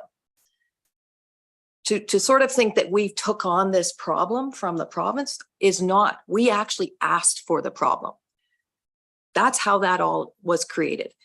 Having said that, I absolutely agree that the province should be stepping up. I do know when I've had a challenge, so garbage, I didn't understand the dates. I didn't understand, okay, Muskoka Lakes is no longer involved and now, so all of a sudden there's no garbage. There's no porta potties. There's nothing there. And people are calling. Unfortunately, they keep calling me. And in fact, I try to get a resolution fairly quickly or an answer. You can contact. So what I did was, quite frankly, I took the email, passed it on to anybody and everybody involved that I could think of. And very, very quickly, like within a half an hour, I had an answer from Dan Dugan from the other ministry. And they had a porta potty there within 24 hours. So there are ways to do things. There are ways to get, but where I would say is, I don't know that we've really put a list out like I don't want to say the other group really doesn't. We do discuss Hardy Lake as an example, but it's not really part of the Torrance Barrens and the dark sky. Like all of that is different discussions, quite frankly. But I do believe that if we even started making up a list of what our expectations are from the province. So for instance, 2 porta potties or garbage facilities and or fix this up and things like that. And honestly, that's kind of how we operated for lots of years, but it was volunteers that would just give these suggestions to our municipality. I hope that that's still available. I hope that our township would be available from those comments and at least pass them on to the people that could make a difference. But at least we're generating a little bit of an ask list to the province. I find it interesting that, we make the comments, we don't have this. And honestly, Sally, even some of the comments you made about the other parks, we've discussed all that. It's almost impossible to close down Hardy Lake and the Torrance Barrens. It's like thousands of feet of road frontage that you have to come up with gates, right? So that they've all really been discussed. I don't want, but what I will say is that if even the very basics, making up that list of what we expect from the province and let them start checking it off. That's all I'm suggesting. Okay, thank you. So committee, we've had it. Is there something new? Because I do want to ask at this point if we want to entertain any resolution or how we want to move this one forward. So Councillor Zavet's last word and then. Thank you, through you. So I just received a photo on my phone of a moose walking across Highway 169 from Hardy Lake, probably through Ruth's property, on its way to Torrance Barrens. The point of the matter is, I'm wondering, do we have a staff contact for our parks and trails? And I think I know the answer to it already, but for the public, perhaps that's a good place to start too, to work with the working group and have that closer interface. Okay, thank you. I'm going to ask our CAO to chime in, and then I would like to try to move this one forward. Thanks, Madam Chair. So Mr. Becking has been in contact with his provincial counterparts on frequent occasions and has been requesting many of the things that Councillor Nishikawa has noted. They know they need washroom facilities. They know they need garbage facilities. Those were pieces that were in the agreement with respect to Hardy Lake that we were providing in the past and not being compensated for. So when we withdrew from the agreement, they know they need to provide those facilities. Council has previously weighed in on many of these matters. I would suggest that perhaps at this point, to the mayor's points, perhaps we should be writing a letter to the minister, copying the Minister of Natural Resources, our local MP, indicating what we are going to do next, i.e. we are going to take down the signs because that's previously been directed by council. And so they have lagged. They have not erected signs. I know Mr. Becking has said to me at one point, he's happy to go out with a chainsaw and cut them down. Perhaps that's where we should start, as well as the province indicating to them, you need to be providing these facilities here along with these services, i.e. regular garbage pickup, continued enforcement, et cetera, and essentially saying we are no longer taking care of this. Thank you. So thank you very much for that. I'm trying to figure out our path forward here because the specific item on today's agenda is resources for maintaining the integrity of the Torrance Barrens. And I think the specific ask is, are we interested in investing, right? Some further township resources in order to support this beautiful asset we have. So the question I have for the group right now is, are we interested in reading a resolution to that end to direct staff to come back with some options, I guess? Because this would be probably something we'd need to consider at our budget, right? Not probably, it will be something we'd need to consider at our budget time. So if I could just do a quick straw poll, are we interested in reading a resolution? There isn't one in the agenda today. Okay, so you would like a quick straw poll. I'm going to do a quick straw poll. Is there an interest in directing staff or reading a resolution that would allow this topic to come back at our budget period?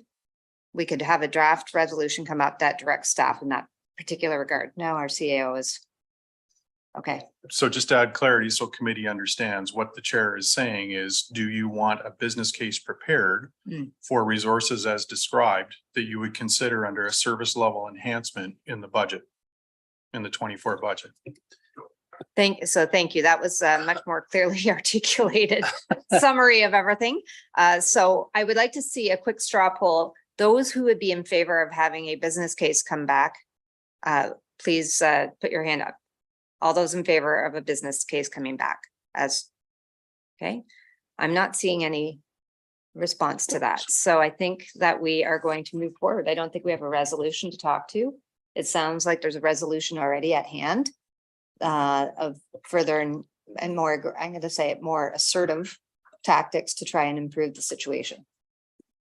So I don't think we need a resolution at this particular time. I see both of your hands up. Is there something new or different at this point in time? Yes. No. Okay, Councillor Nishikawa and Councillor Zavitz, and then we are going to move on to the next item. Sorry, it wouldn't be through you, it wouldn't be new to some councillors, but I asked this question over the last 4 years, and I'm asking again to remove, and MECP have also asked us this question. Stop advertising the Torrance Barrens, stop advertising Hardy Lake. We should remove it from all of our advertising, all of our trails, like anything. They don't want any more people to come. We should not be promoting these facilities. And in fact, I do believe that our township has a role in not promoting, and yet we do large promotions, and it's only adding to the problem. So at least we can remove ourselves from that advertising model. Okay, thank you. Councillor Zavitz. Thank you, through you. Like, I'm wondering, did we need to do a straw poll? I think at budget, when we sit down at that time, there's no question we'll be bringing this forward. Whether it's $10,000, $20,000, or no $1,000. I think for the benefit of the people that came and delegated today, if they're looking for a way forward, I think we should at least state our position. I think we're all in agreement that we should be doing something, whether it's advocating, influencing, whatever. Can we summarize what that is? Okay, So okay, hold on, guys. Excuse me. Thank you. So what I've heard, Madam Chair, is that the Township Committee is not interested in pursuing financial resources as it relates to the management of these facilities. As I've suggested earlier, we've had resolutions previously on with respect to removal of signage, township signage, requests for refuse facilities, washroom facilities, etc. We can summarize that in a letter to the Premier or the Minister, as the case may be, from the Mayor, indicating what our actions are going to be. So that's one step. With respect to fundraising for this type of initiative, I also heard Councillor Burry indicate that he would be willing to work with the group to look at a Friends of model. And so presumably he would make a presentation to the next Torrance Barrens working group, hopefully at which the provincial bureaucrat who has responsibility for this facility will be there and can listen to that and provide guidance and or feedback. So to me, those sort of three pieces could be provided in correspondence from the clerk to the people that delegated. And I believe that captures the sentiments that I've heard around the table this morning. Okay, thank you. Okay, thank you very much. And thank you very much for summarizing that. Okay, we are now moving on to 12C, the district updates. So I will start at this side of the table this time. Councillor Edwards, Mayor Kelley, Councillor Nishikawa, Councillor Burry. Okay. At our meeting, we had a human services integration phase. Mic is off. Sorry, thank you. We had a human service integration phase 2 implementation roadmap. And we had a Muskoka Task Force 2 update. And we had the 10-year housing and homeless plan. And the highest and best use study management, asset management plan. And let's see now on the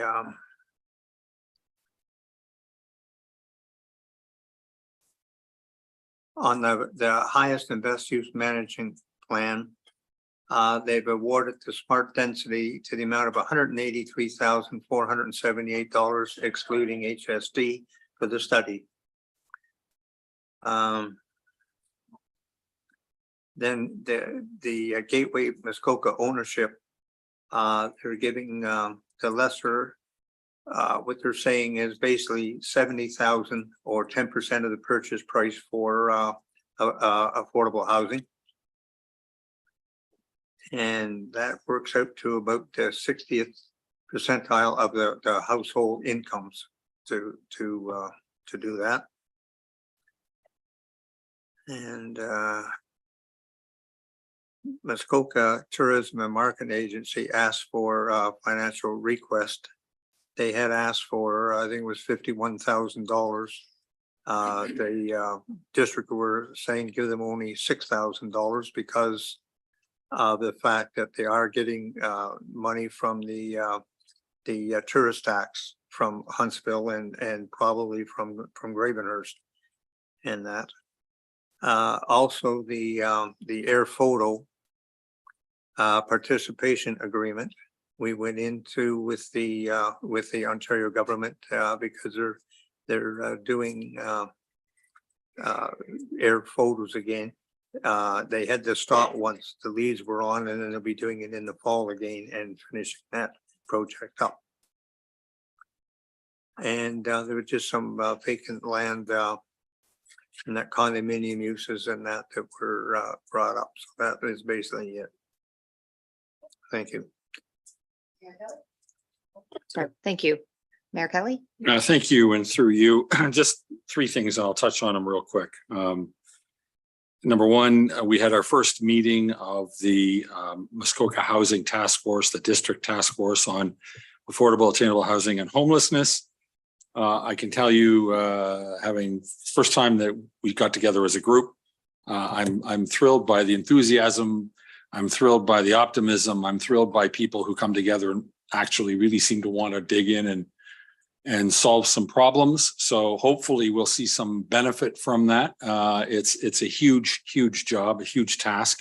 But boy, there's some people on that committee that are up to it. And it must have resonated because we've now decided rather than meeting every other month, we're going to meet, I think it's once a month. So that could be beneficial as well. Number two, for those who weren't present at the Wata Community Center last week, we did the name change. I wish I could confidently pronounce the new name, but I haven't rehearsed it. I'm still working on it. And again, very enthusiastic, very upbeat, great feedback on it. I think absolutely more than a token gesture. I was afraid that it might be interpreted that way. It was really well received. I've had some really good feedback and thanks for the effort that the committee did or put together to put that in place. And I will be very brief because I'm sure our friend, Mr. Burry, Councillor Burry, will have more to say than I do. We have a big vote next week on the local share for the hospital. I wish it wasn't seemingly such a foregone conclusion. There are lots and lots and lots of issues that are going to impact the township. We are there representing the citizens of the district, not just this township, which means that a lot of my concerns need to be swallowed hard. It is an issue that needs to be considered. The one thing that seems to be missing, and I know it was a decision made several years ago, half a decade ago, to move forward with 2 hospitals, is I can't find anybody who can give me the justification that was in place. Maybe I'll look to Councillor Edwards at the end. The justification for 2 hospitals that rationalize the decision going into it. But it's a hugely expensive undertaking.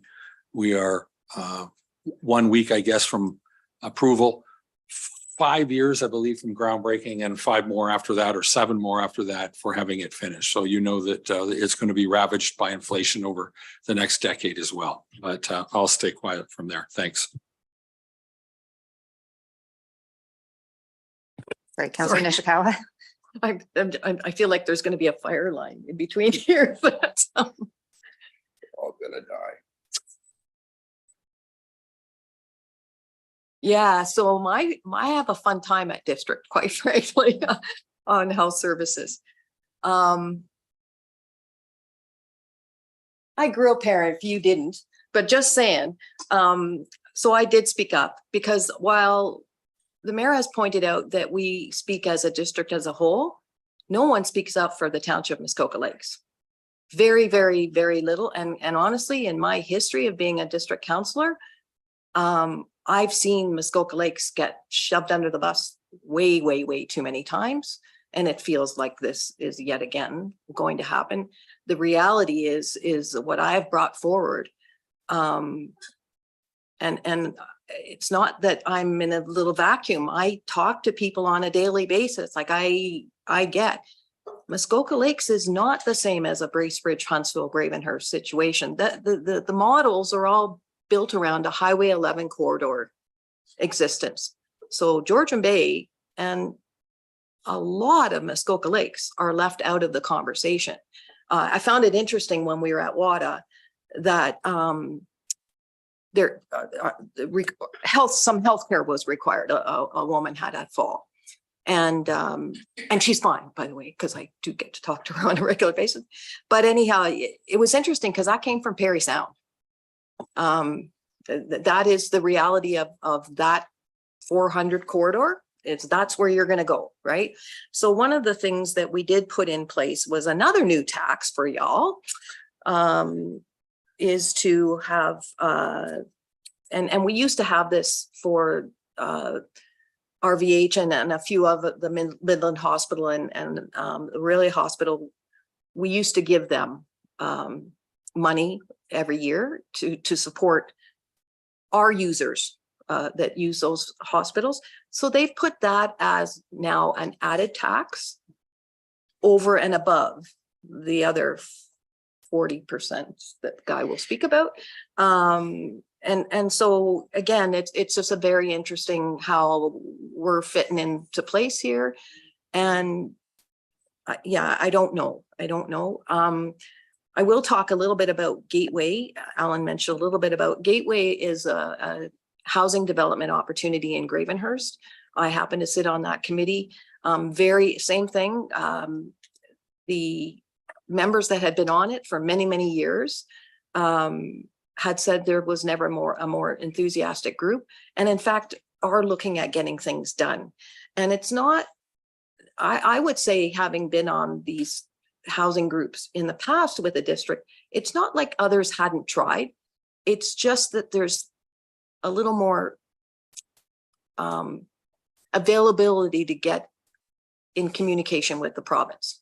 I would say that's the biggest challenge, right? And so again, one of those things that we really need to focus on, and is talking with our provincial counterparts, right, and getting stuff happening. So anyhow, that's where we're at. Thank you.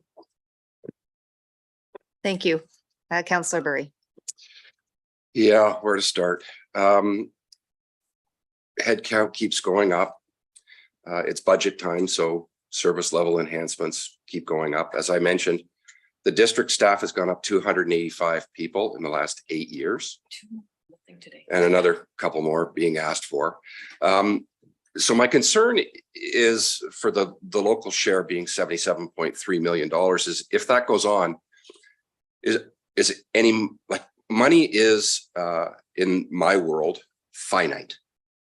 There is a finite amount of money, and one makes investment decisions based on returns on the equity, the value in return.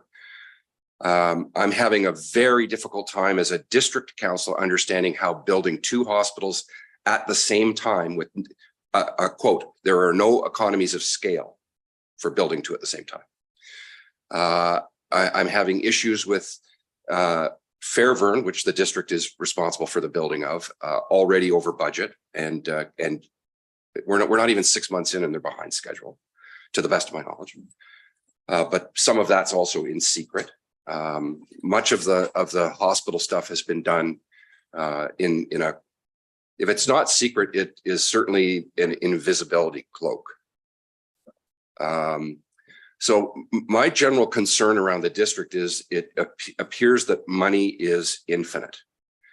And if we're going to put $77 million towards the local share, which really is, it shouldn't even be there. I mean, healthcare has always been the provincial government's purview until recently they said, no, you guys have to do part of it. And we as citizens have always done that, the kind of the operating pieces of the hospitals. I come to it with a little bit of a different view, having been on the hospital board for a little under 5 years, of which 4 years I chaired the finance committee, which they call resources. And, you know, great citizens of our community donated a piece of hardware during my time, the first CT scan, which was fantastic, except that we didn't have an operating budget to be able to run it. So, you know, those kinds of mistakes have been made in the past, and I'm not convinced that those kinds of mistakes aren't being made now. So our share, the Township of Muskoka Lakes, of the 77.3 million is about 30 million. And I wonder if, you know, I mean, our constituents look at their total tax bill, and most, I would suggest to you, most of the lakefront people I speak to do not understand that we as a township only keep 20 cents. And for the 20 cents, we have to keep fire, planning, all of the other things that we're doing a really good job on 20 cents on the dollar. But the 50 cents goes to the district, and, you know, that piece seems to be elastic. It just keeps getting bigger. And because the committee I sit on is, you know, finance and corporate services, we see all the money coming through. And so that's where I see it. You know, the human resources, the headcount increase is a lot for long-term continuing care for the Pines and Fairburn. You know, 88 people came on when the district took on Fairburn. You know, those two particular pieces are over budget this year by a big number, like a number big enough that it's almost a quarter of what our total budget is in the Township of Muskoka Lakes.